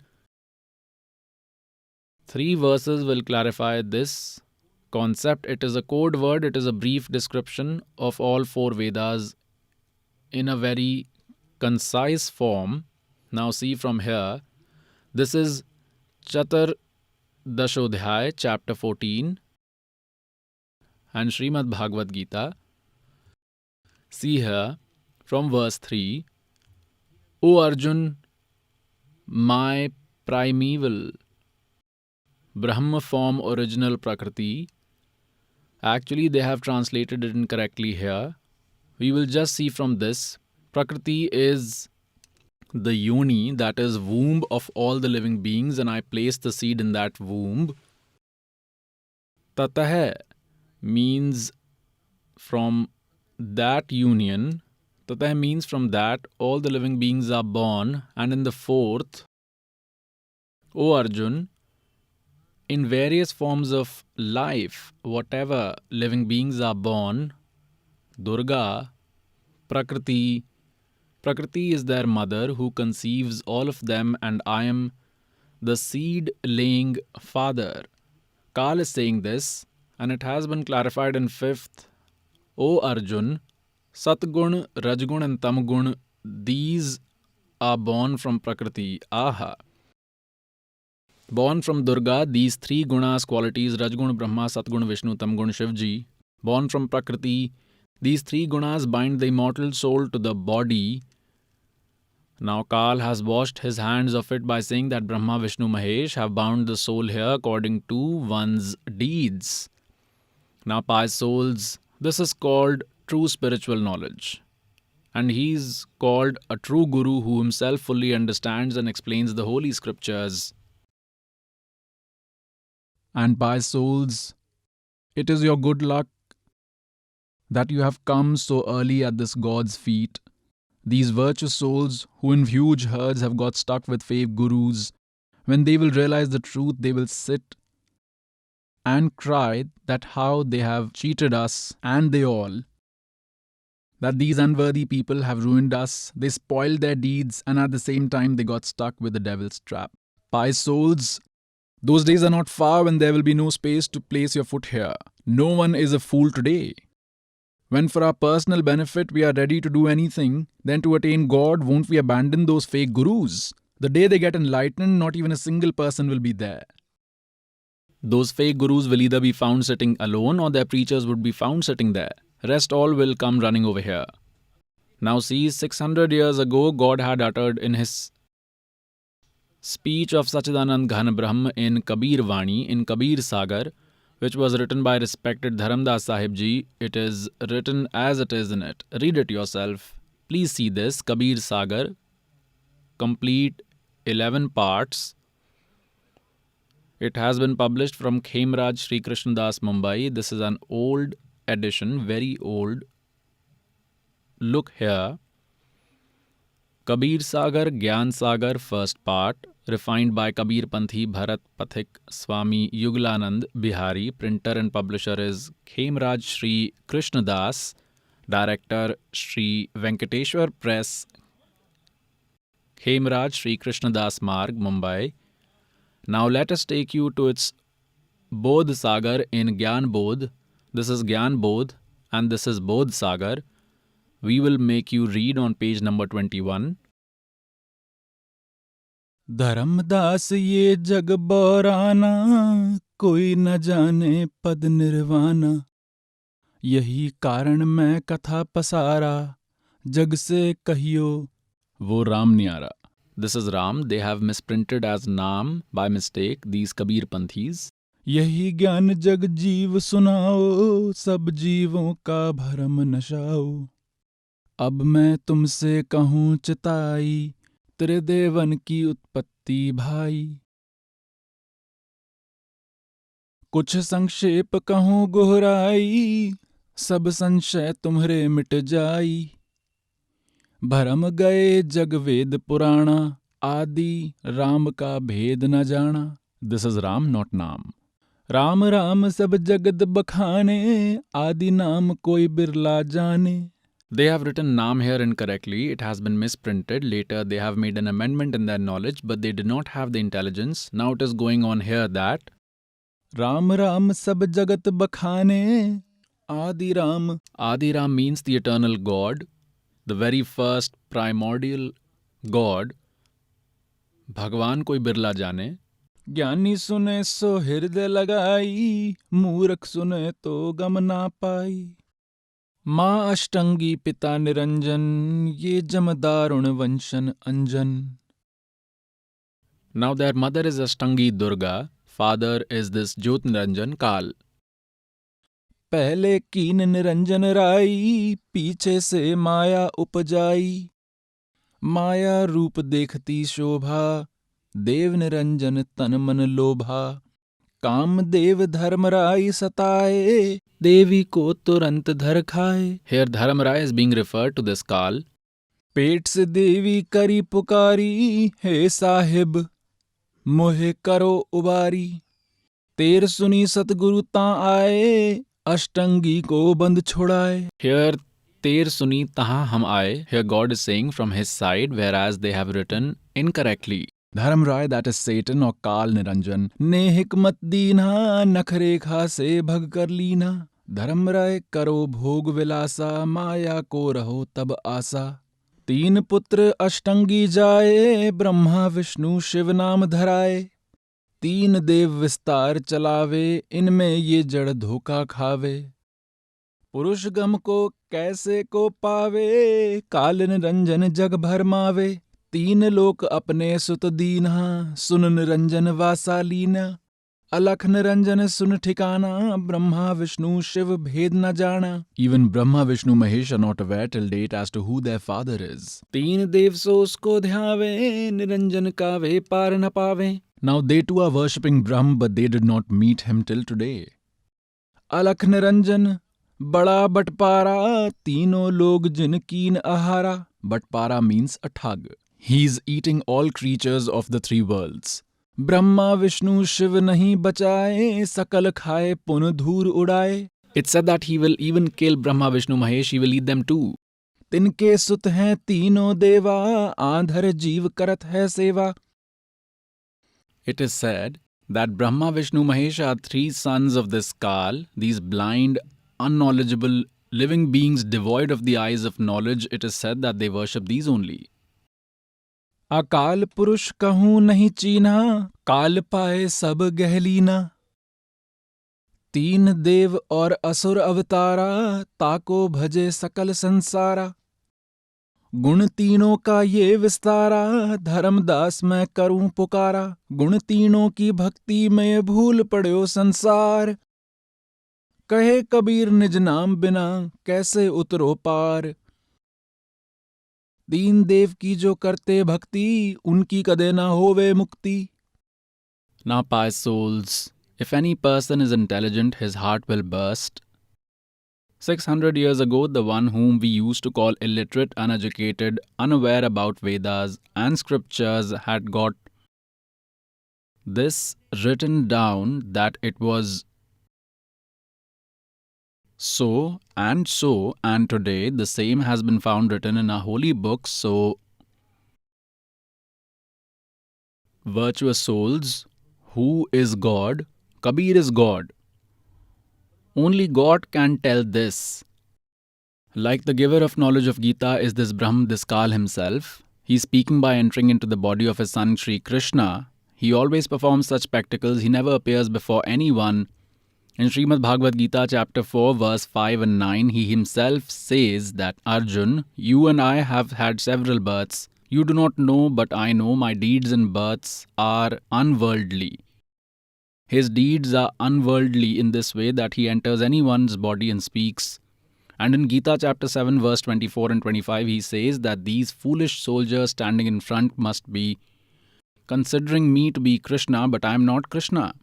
They must be considering me the invisible one, to have come in the form of a person. They must be considering me who is speaking to be Krishna.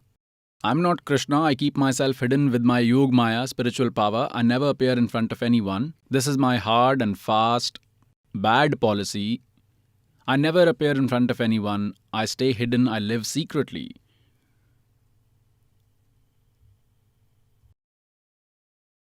So, virtuous souls, he says in the chapter 10 verse 2 of Gita that neither the deities nor these sages know about my origin because I am their creator. Now, a child cannot know about his father's birth. However, his grandfather can give all the details, including the date of birth. So our grandfather Kabirji has given their date of birth and has told about the creation of this Brahm. He has even told about the origin of their father, how he was created. Now, who is that God? Who has created this entire nature? Kabir is God. Kabir is that God. अनंत कोटि ब्रह्मांड का एक रति नहीं भार, सतगुरु पुरुष कबीर हैं ये कुल के सिरजनहार. The weight of infinite universes is not even equivalent to 1 gram. For example, a scientist made an aeroplane and made it fly and he himself sat in it. Now tell, how will he feel the weight of the plane? So that Supreme God has come and given us complete spiritual knowledge. Now, virtuous souls, let us determine in front of you that how much Kalyug has passed today. 12वें पंथ हम ही चलकर आवें, God Kabir says, I will come myself, और सब पंथ मिटा के एक पंथ चलावें. He further says, प्रथम चरण कलयुग निर्याना, तब मगहर मंडो मैदाना. Here God has done a wonder. He says that the first stage of Kalyug will be when I perform a spectacle in Maghar, and I will descend from there with my body. So God performed that spectacle. In the first stage, now this middle generation has begun when 5500 years of Kalyug have passed. In 1997, 5500 years of Kalyug had passed. I have shown you in detail many times with calculation. Now what has been said next that 5505 तब ये वचन मेरा होगा सांचा. He further says that Dharmdas मोरी लाख दुहाई, ये मूल शब्द बाहर ना जाई. This बाहर ना जाई, do not disclose it. This is मूल ज्ञान, core knowledge. पवित्र ज्ञान तुम जग में बाखो, tell, but मूल ज्ञान तुम गुप्त ही राखो. गोई means secret. मूल ज्ञान जो बाहर पढ़ी, बिछली पीढ़ी वंश हंस नहीं तरही. 33 अरब ज्ञान हम बाखा, और मूल ज्ञान हमने गुप्त ही राखा. मूल ज्ञान तुम तब लग छुपाई, जब लग द्वादश पंथ मिट जाई. Now, pious souls, let us now decide in front of you that how much Kali has passed recently. In the holy Hindu religion, a book written by the Sankaracharya is considered to be an authentic record, and from these only we will clarify how much Kali has passed. Please see. This is a book, Jyotirmay Jyotirmat. Here some description of it has been given. Jyotirmay Jyotirmat. Sri Swarupanand Saraswati Ji Maharaj. This is Swarupanand Ji, who is presently sitting on the native seat. Sri Swami, he is in charge of 2 mathas, Jyotish Peethadishwar and Dwarka Peeth. He is the in charge of these two mathas, Saraswati ji. Now what is written here? This is editor, writer and compiler Vishnu Dutt Sharma, director Adhyatmik Utthan Mandal, Delhi. Source of inspiration Shri Subodhanand Brahmachari ji, printers Fine Print and Packs. Look here, Akhil Bharatiya Adhyatmik Utthan Mandal, 1/3234, Gully number 2, Ramnagar, Vistar, Mandoli Road, Shahadra, Delhi. These are their phone numbers and facts. In these, see on its page number 11, concise biography of Adi Shankaracharya. Now what is written about it that approximately 2500 years ago, Shankaracharya was born in the era of dwindling faith in Kerala on the coast of river Purna in Kaladi village in the family of devout Nambudri Shaiv Brahman, Sri Shiv Guru. Now see here. According to the mathas of Guru tradition, his birth, Shankaracharya was born by the blessing of God Shankar. Therefore, he was named Shankar. According to the mathas of Guru tradition, his Avirbhav Kal, that is, the time of his birth, is considered to be 508 before Christ, 508 years prior to the birth of Jesus Christ. They have written, or 476 years. This is wrong. They should have not written, or, because he had died at the age of 32 years. So if 32 is subtracted from 508, then 476 is left. So see here. So this is indicated here. So actually he was born 508 years prior to Jesus Christ. Alright. And if we calculate from today, from 2012, then Shankaracharya was born 20 years ago. Add 508 to 2012. So Shankaracharya was born 20 years ago from today. And at that time, how much Kali Yuga had passed? Let me show you. This book is Himalaya Tirth. This has also been written by the Shankaracharya on their orders.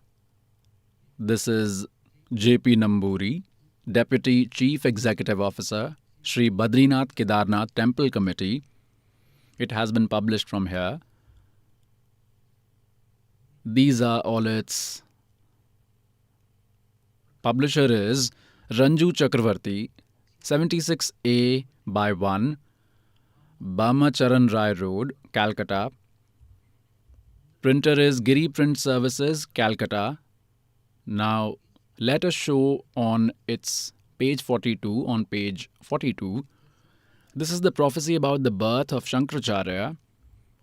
And there is some book called Shiv Rahasya, Mystery of Shiv. This is a verse from it. The translation of this verse has been done here. When 3000 years of Kali Yuga would have passed to gain victory over the philosophy of Buddhist monks, Shankaracharya, that is Shankar, will take birth in the form of a celibate. See again, when 3000 years of Kali Yuga would have passed, then Sri Shankaracharya will take birth. Pi souls, now we have to calculate how much Kali Yuga has passed today. 3000 plus 2520. Like Shankaracharya was born 508 years before Jesus Christ. If we will calculate from today, then 2520 years have passed today in 2012. And how much Kali Yuga had passed when he was born? 3000 years had passed. So add both of them. 3000 plus 2520. It becomes 5520 years. Now, when will it be? 5505. When we will reach in 2000, then 2000 years had passed since the birth of Jesus Christ. And 2508 years had passed since the birth of Shankaracharya, meaning 5508 years of Kali Yuga had passed in the year 2000. Consider this. And if we move back and subtract 3 more in 1997, 5505 years of Kali Yuga had passed, and in 1997 God had met this Das. He had said that now the time has come, disclose the Sarnam and the Satnam, don't worry. Hail Satguru Dev!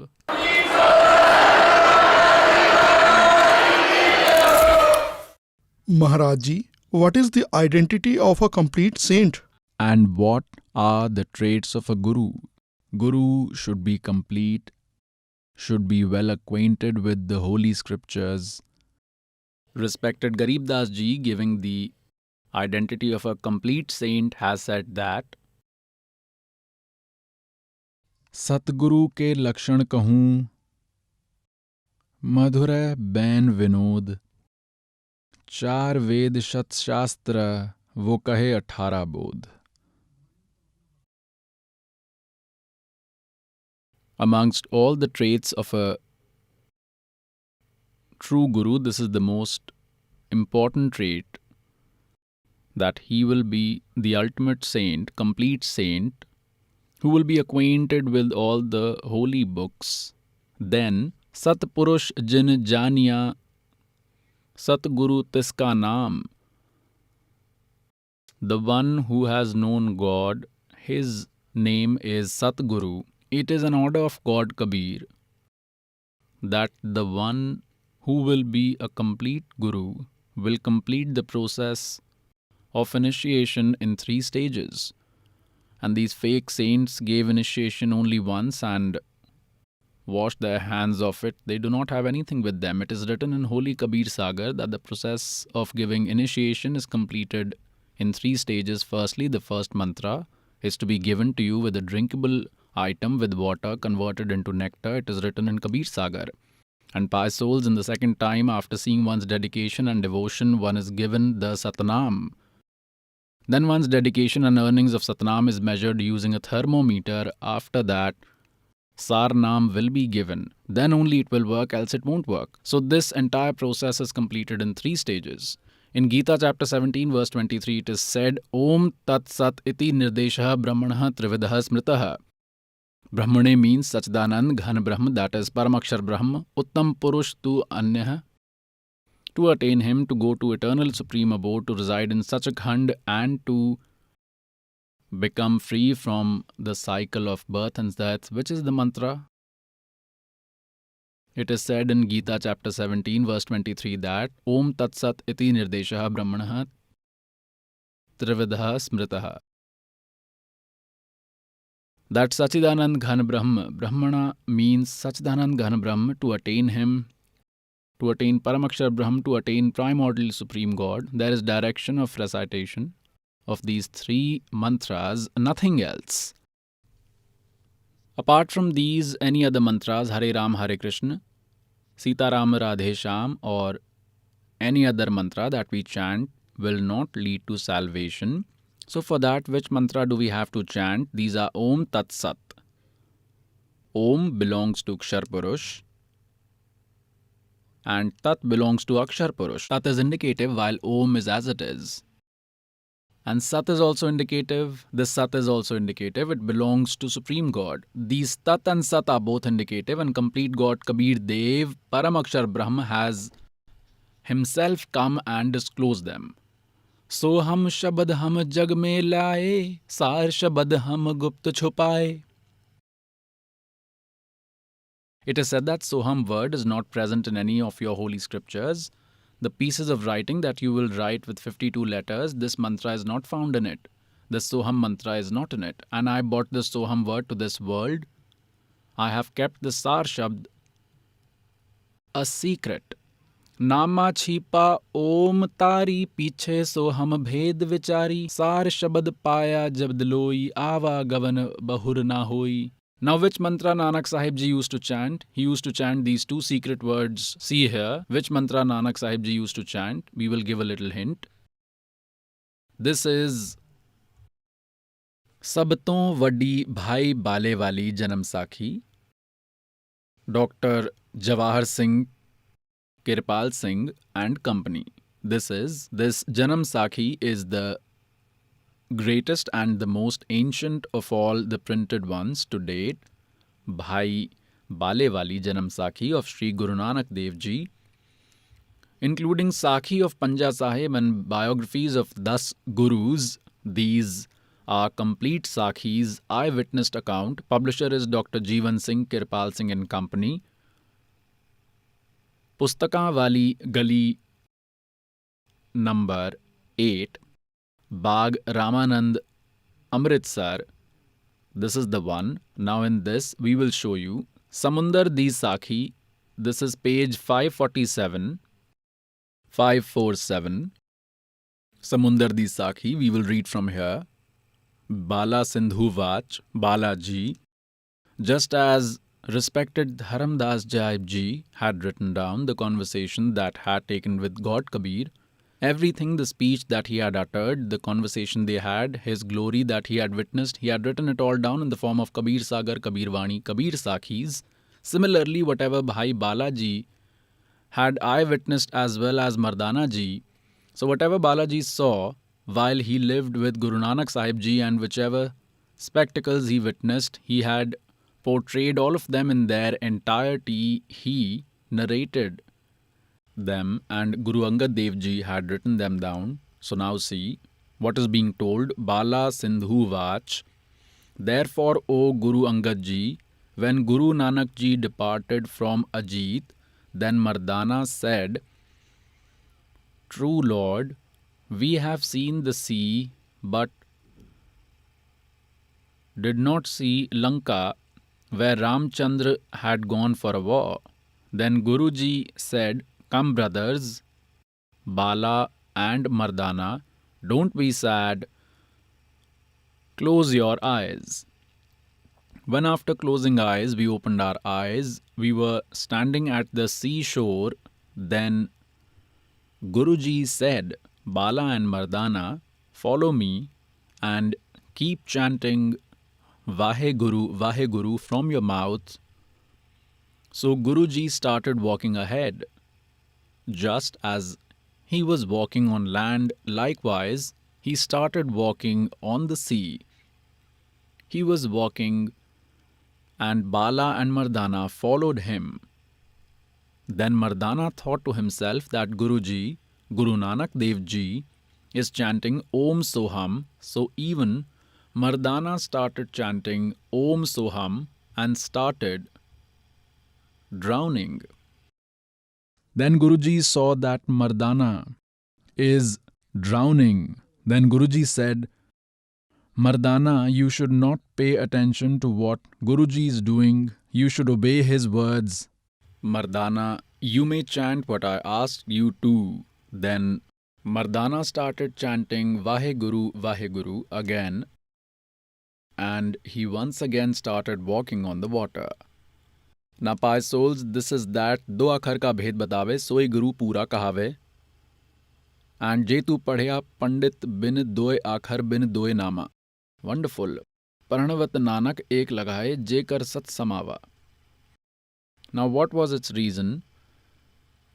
Why did respected Nanak Dev Sahib Ji forbid Mardana? He forbade him because if this mantra, it had to be kept a secret. It is an order of God that this Satnam is not to be disclosed to anyone. This is that Satnam. So he gave this blow because of this.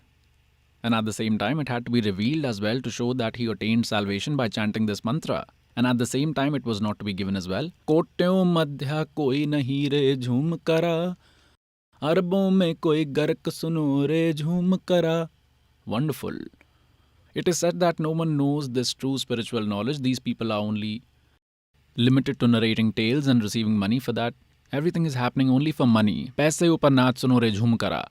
And the one who knows this knowledge, this spiritual knowledge, which I am telling you will not be able to find anyone from tens of millions of souls in human form, you will arbon mein koi garak suno re jhum kara. In billions, wonderful. Pious souls, presently, the total human population of world is approximately 7 billion above. Amongst those 7 billion, minimum 1 billion would be torch-bearers of various sects, roaming in villages and homes, So among all these today in this world and in these 21 universe, there is no one other than this servant who has this true knowledge.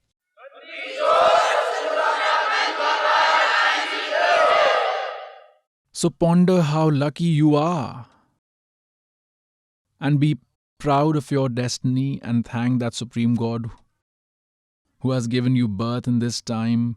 Blessed are your mother and father who have given birth to you, and take full advantage of it.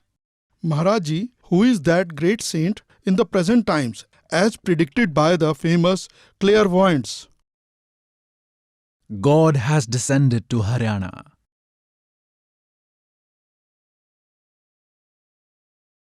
Predictions by world-famous clairvoyants like Nostradamus, Florence and others proved to be true. Nostradamus has also indicated about that unparalleled great man of history that somewhere in an Asian country, probably in India, a great soul has taken birth in a humble rural family in India, whose soul power will be equal to any powerful nation. He will create a code of conduct of one language, one culture and one religion. Now, as I have told you many times about this precious time and many predictions made about this servant of God on the same subject, a foreteller named Florence from America has sung glory about a great saint of India. Nostradamus was a resident of France, and he also said that a great saint will come to India who will provide authentic spiritual knowledge to the world and will establish a which will be devoid of vices. There will be no evil and there will be no fight. And let us tell you a little more in this context. A devotee of mine has come across this old book. Now our devotees have become discoverers. And if they get any clue anywhere, they come to know easily about whom it has been said. Now, the prophecy of Nostradamus or any other saint's prophecy about that great saint, people are trying to set it on one or the other, but it cannot fit on anyone. Now, if someone tries to fit the elephant's cloth if you try to put it on a buffalo, then how will it fit?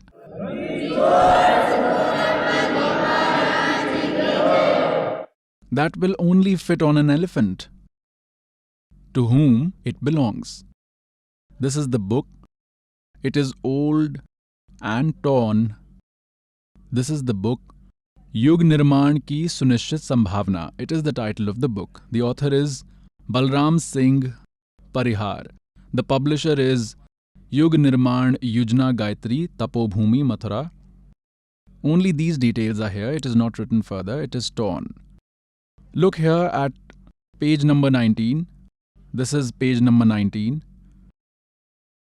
On its page number 19, it is written that after 4 years, that is 4 years of independence, a powerful spiritual organization will come to light and will liberate the whole world. The savior will be the owner of this organization. Now here there is a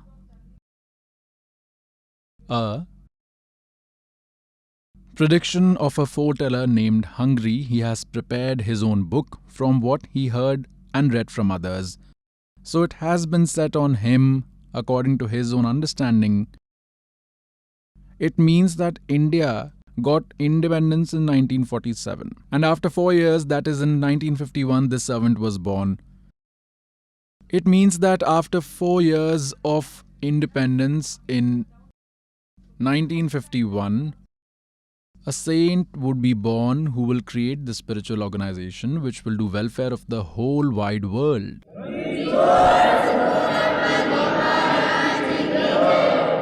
Here they make few mistakes. Now let's show you more. See here on page number 23, it is written here on 23, it is written, the owner of this organization will be a family man, householder, He will get famous as the greatest thinker of this world. That person will formulate a systematic code of conduct on issues ranging from social responsibility to how all the countries in the world can coexist in harmony. If the accumulative thoughts of his whole life are bound together in a book, then it will make a very big book. Please see here at page number 29 page, in Asia, possibly in India, in a humble rural family, a great soul has taken birth who will initiate and manage a great spiritual revolution. Behind him, there will be the power of great working souls which will change the present distorted conditions of the world.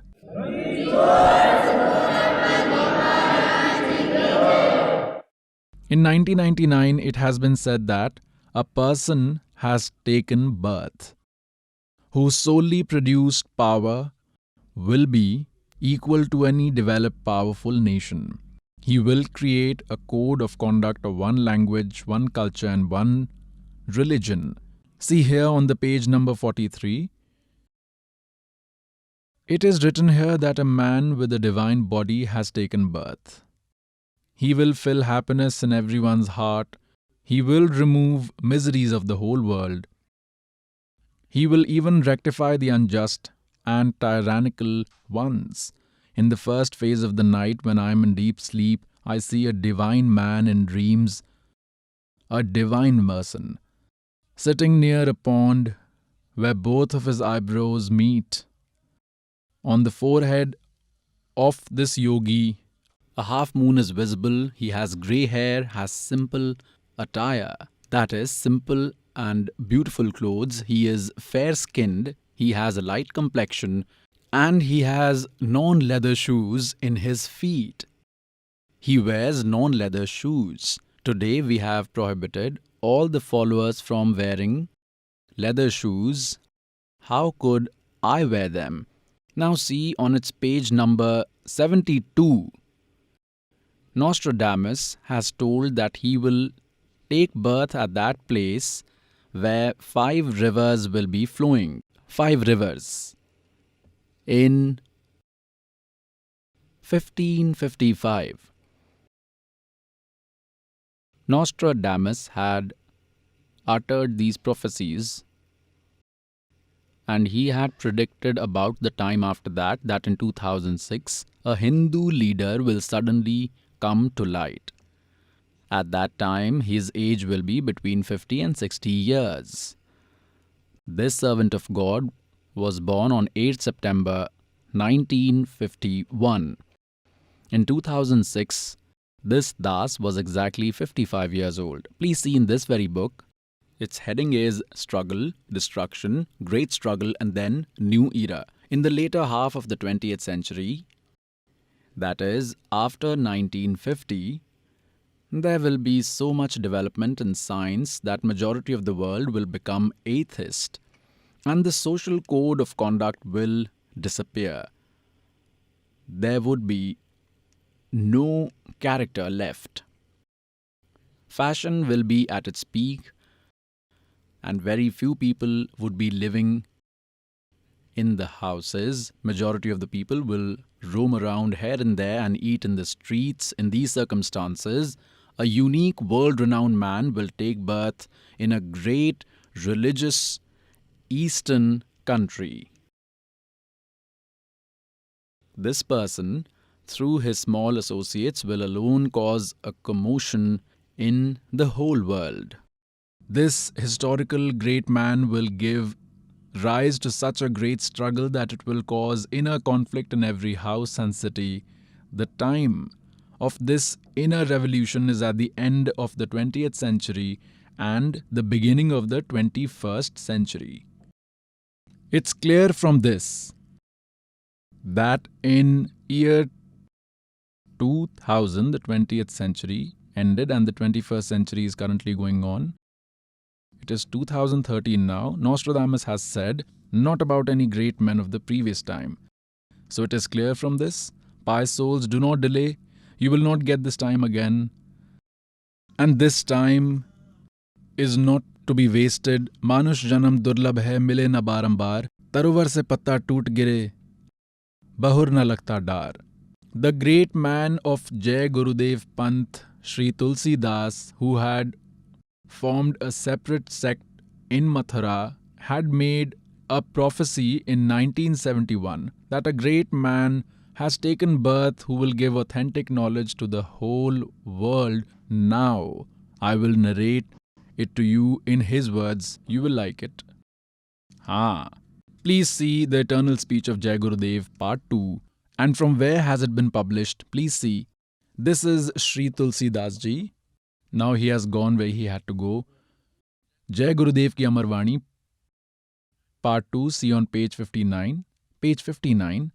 And it was published on 28th August 1971 in Shakahari Patrika. On that day, he uttered this speech. What has he said? The great man has taken birth in a small village in India.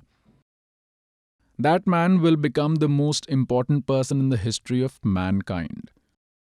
He will get such a massive support from the people that no one has ever had so far.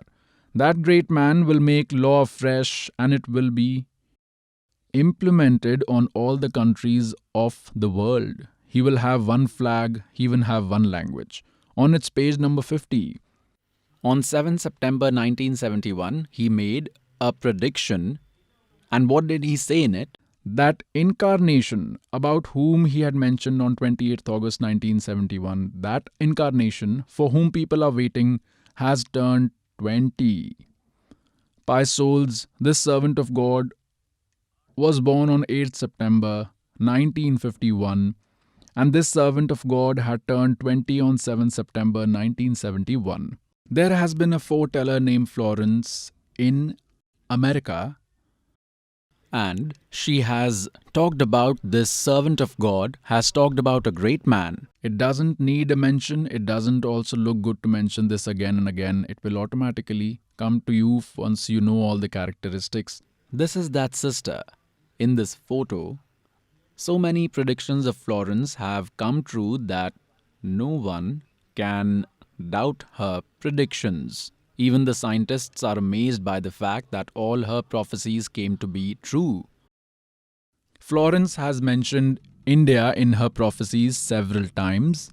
In her book named The Fall of Sensational Culture, she has written that around the year 2000 AD, the balance of nature will deteriorate in a fearsome manner.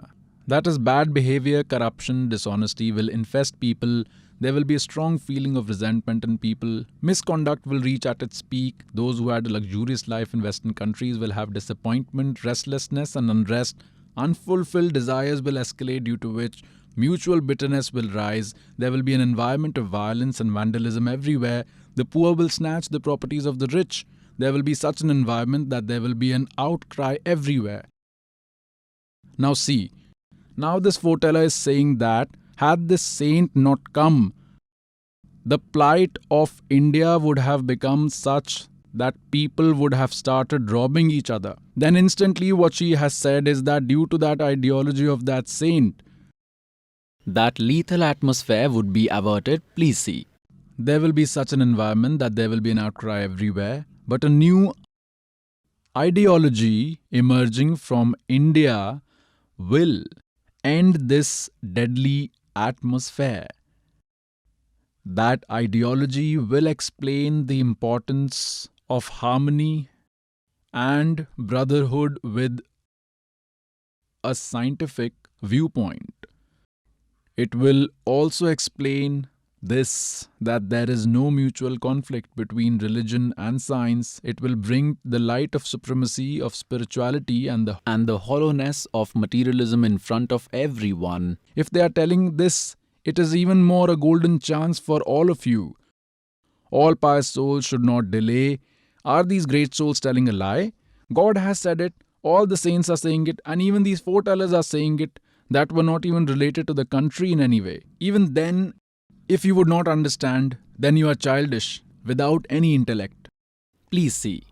She has also written in her second book, Golden Light of New Era, "When I meditate, then I frequently see a saint. He is fair-skinned." He forgot to write further that he has white hair and he is without a beard and moustache. Please see here. When I meditate, I often see a saint. He is fair-skinned. That saint has an amazing brightness on his forehead. Rays of light from a heavenly body constantly keep showering from the sky on his forehead. I see that saint, through the power of his auspicious ideology and his followers enriched with virtuous character, is disseminating the light of new knowledge in the whole world. Now you can see that the children of Liberator of God are going far away for promotion, propagation of God's knowledge. That saint, with his power of his auspicious ideology and his followers enriched with virtuous character, is disseminating the light of new knowledge in the whole wide world. That saint is constantly increasing his power. He has so much power that he can also cause changes to the nature.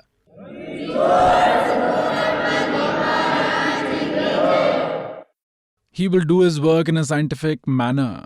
By his grace and endeavors, a new awareness will come in the human civilization. A new consciousness will be transmitted through all the masses of the world. A new form of people's power will emerge to the fore, which will put restraint on the arbitrariness of those in power.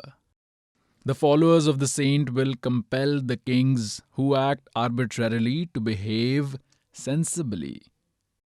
You have acted nonsensically for a long time. A new consciousness will be transmitted through all the masses of the world. A new form of people's power will emerge before everyone, which will put restraint on the arbitrariness of those in power, on the politicians. That time is approaching very quickly when the society will listen to the statements of social workers like you more carefully than that of the power-greedy politicians. By the arrival of the 21st century, a new ideology will influence the entire world.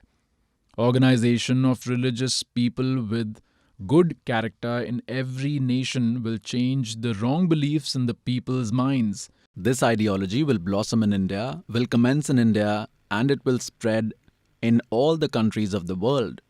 I am seeing an intense ascetic on that holy place whose brilliance is spreading very, very quickly. That saint is trying day and night to awaken the dormant divinity in human beings and to make the earth like heaven. Until the advent of the Third World War, the reins of India's control, they say the terror of Third World War will set in everyone's mind, and the Indian politicians with their influence and intellect will become successful in averting the Third World War. Until the advent of the Third World War, the reins of India's control will be in the hands of the people with spiritual disposition. Therefore, the world war will be averted by their influence. Those rulers will be impressed by the brilliant and revolutionary ideology of a great saint. They will be submitted to that saint in the same way as Washington was submitted to independence and humanity.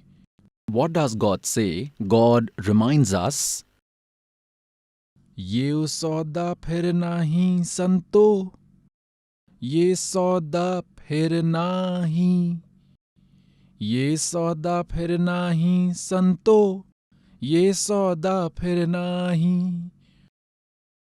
लोहे जैसा ताव जात है, लोहे जैसा ताव जात है, काया दे सराही रे संतो, ये सौदा फिर नाही।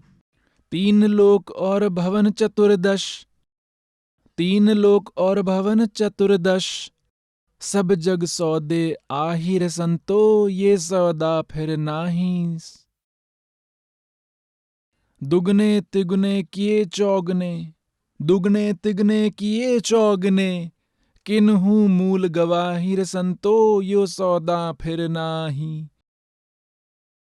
ये सौदा फिर नाही रे संतो, ये सौदा फिर नाही। फिर क्या बताते हैं? यो दम टूटे पिंडा फूटे, यो दम टूटे पिंडा फूटे, वो लेखा दरगाह माही रे संतो, ये सौदा फिर नाही। उस दरगाह में मार पड़ेगी, उस दरगाह में मार पड़ेगी, जम पकड़ेंगे बाहिर संतो, ये सौदा फिर नाही। ये सौदा फिर नाही रे संतो, ये सौदा फिर नाही। जादन की मोहे डरनी लागे, जादन की मोहे डरनी लागे, लज्जा राहे अके नाही रे संतो, ये सौदा फिर नाही। नर नारायण देह पाकर, नर नारायण देह पाए कर, तू फिर 84 जाई रे संतो, ये सौदा फिर नाही। कुल परिवार तेरा सकल कबीरा, कुल परिवार तेरा सकल कबीरा, मसलत एक ठहराई रे संतो, ये सौदा फिर नाही। बांध पिंजड़ी आगे ढर लिया, बांध पिंजड़ी आगे ढर लिया, फिर मरगट क्यों ले जाई रे संतो, ये सौदा फिर नाही। अग्नि लगा दिया जड़ लंबा, अग्नि लगा दिया जड़ लंबा, फिर फूंक दिया उस ठाणी रे संतो, ये सौदा फिर नाही। फिर वेद बांध फिर पंडित आए, पुराण उठा फिर पंडित आए, पीछे गरुड़ पढ़ाई रे संतो, ये सौदा फिर नाही। यो सौदा फिर नाही रे संतो, यो सौदा फिर नाही। फिर पीछे तू पशुआं कीजे, फिर पीछे तू पशुआं कीजे, गधा बैल बनाई रे संतो, यो सौदा फिर नाही। ये 56 भोग कहाँ मन बोरे, ये 56 भोग कहाँ मन बोरे, कित्ते कुरडी चरणे जाई रे संतो, ये सौदा फिर नाही।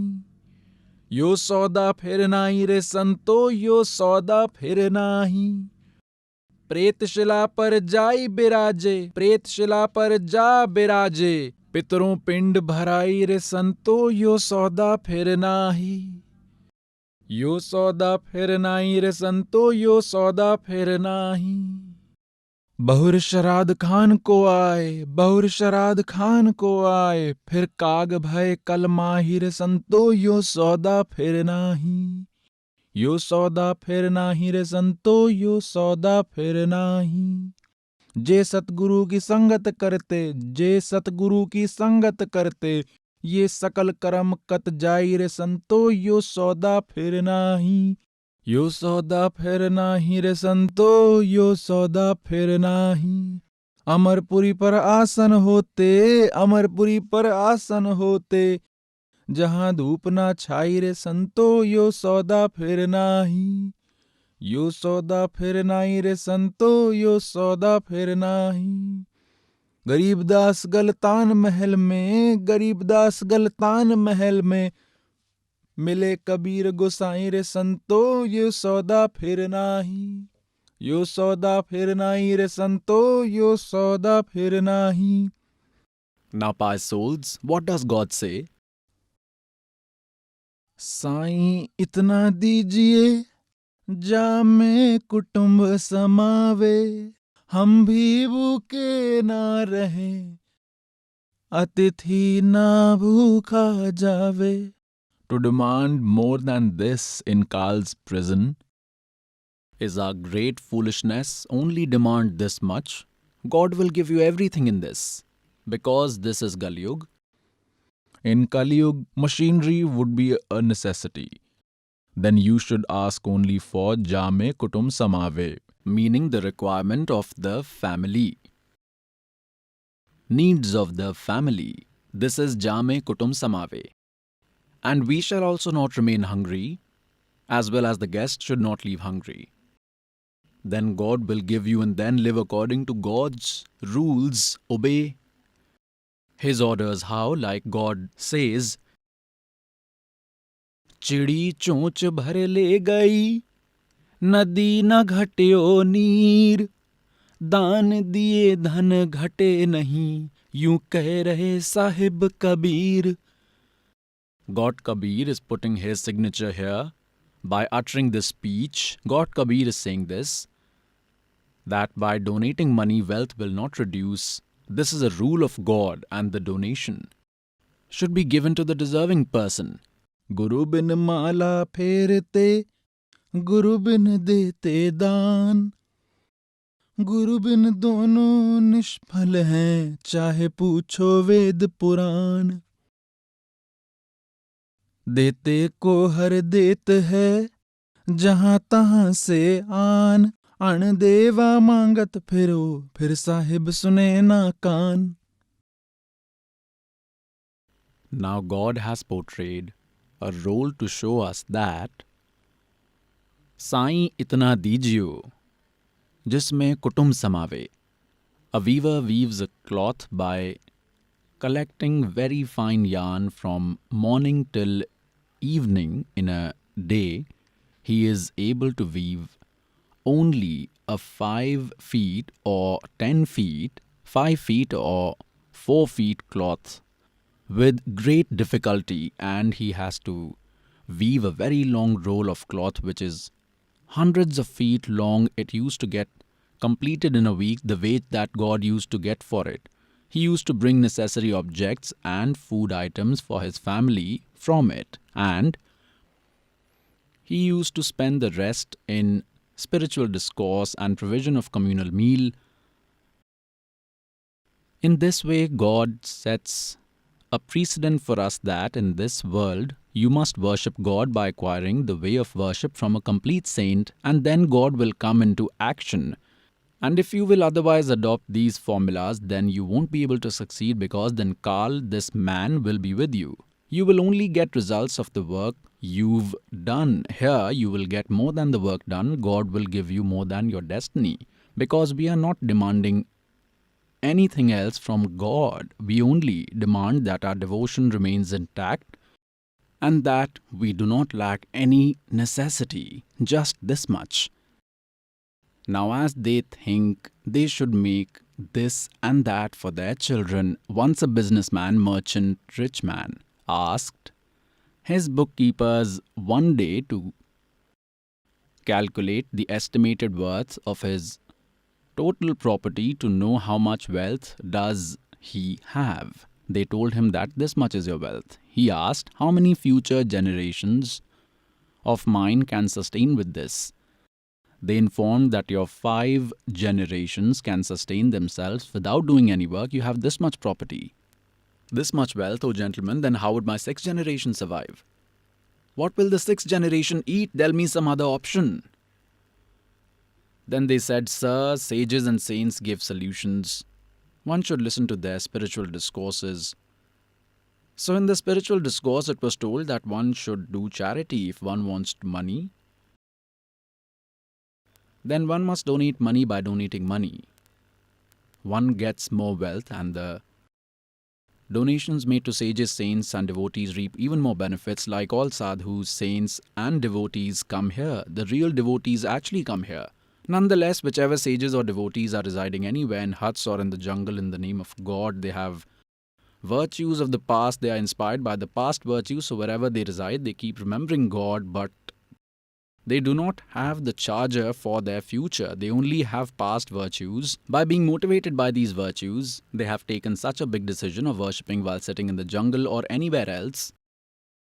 They are reaping the fruits of their past virtues only. They bless somebody, that person gets the benefit, and they get food in return. This is how it worked for them. So there was a saint, a learned devotee. He and his wife, both of them lived there. The merchant knew about these devotees. So what did the merchant do? He ordered all his bookkeepers to take all the servants along and distribute flour, rice, sugar, pulses, etc. among all the devotees and saints as per their demands.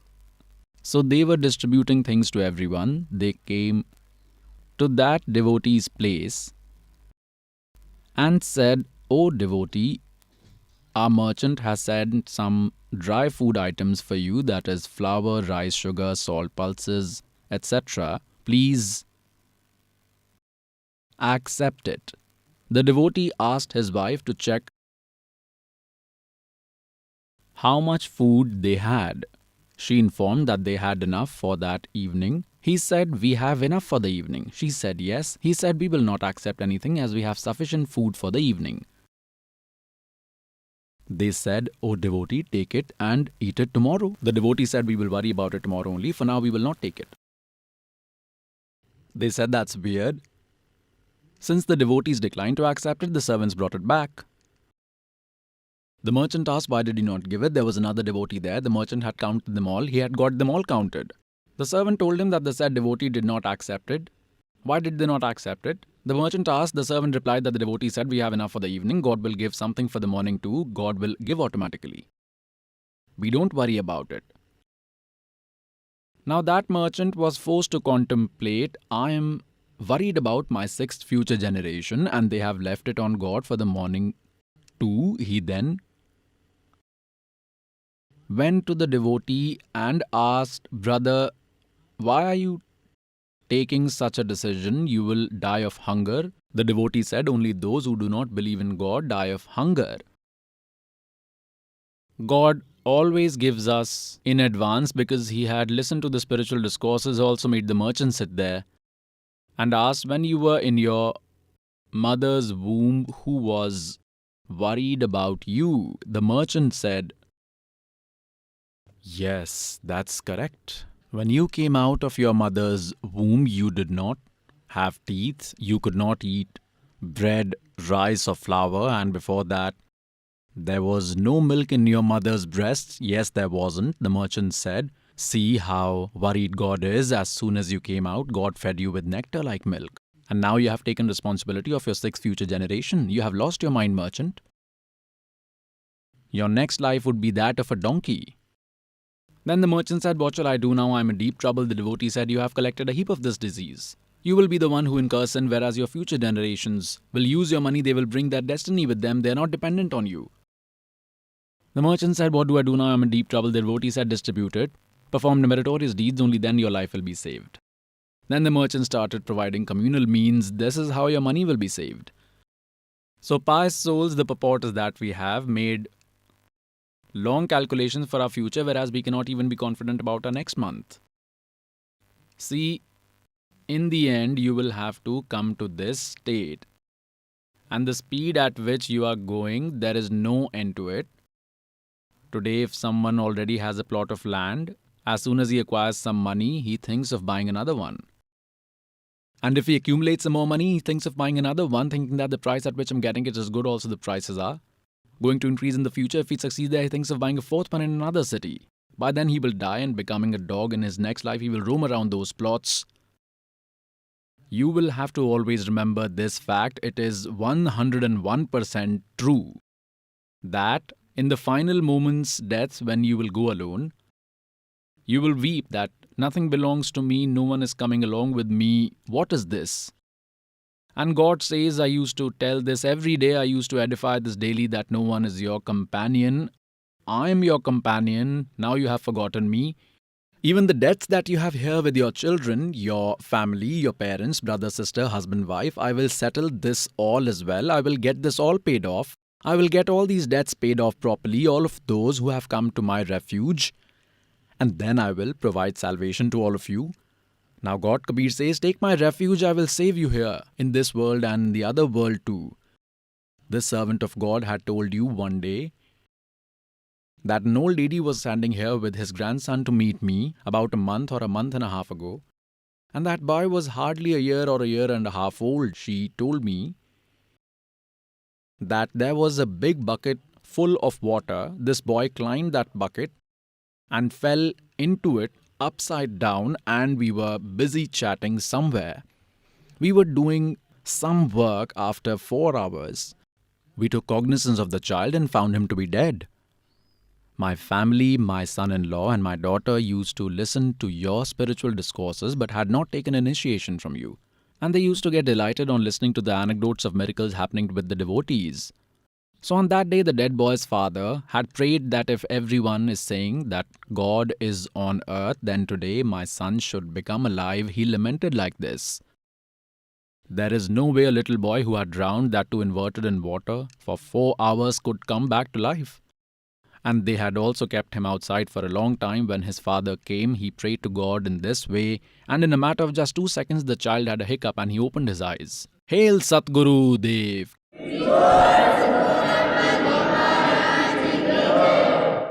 So today, the only Tattvadarshi saint, true saint in this world is this Rampal Das in district Hisar, Haryana.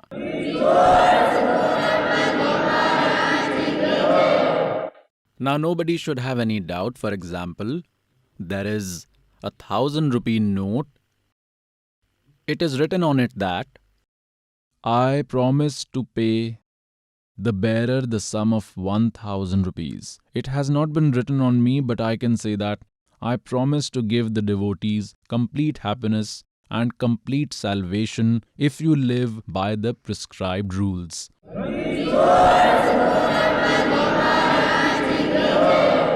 Now you have gained that Tattvagyan, true spiritual knowledge and the true way of worship mantra solution, which is available with this servant of God. Come and get your welfare done. The servant of God is eagerly waiting for you. You are children of God, you will attain salvation.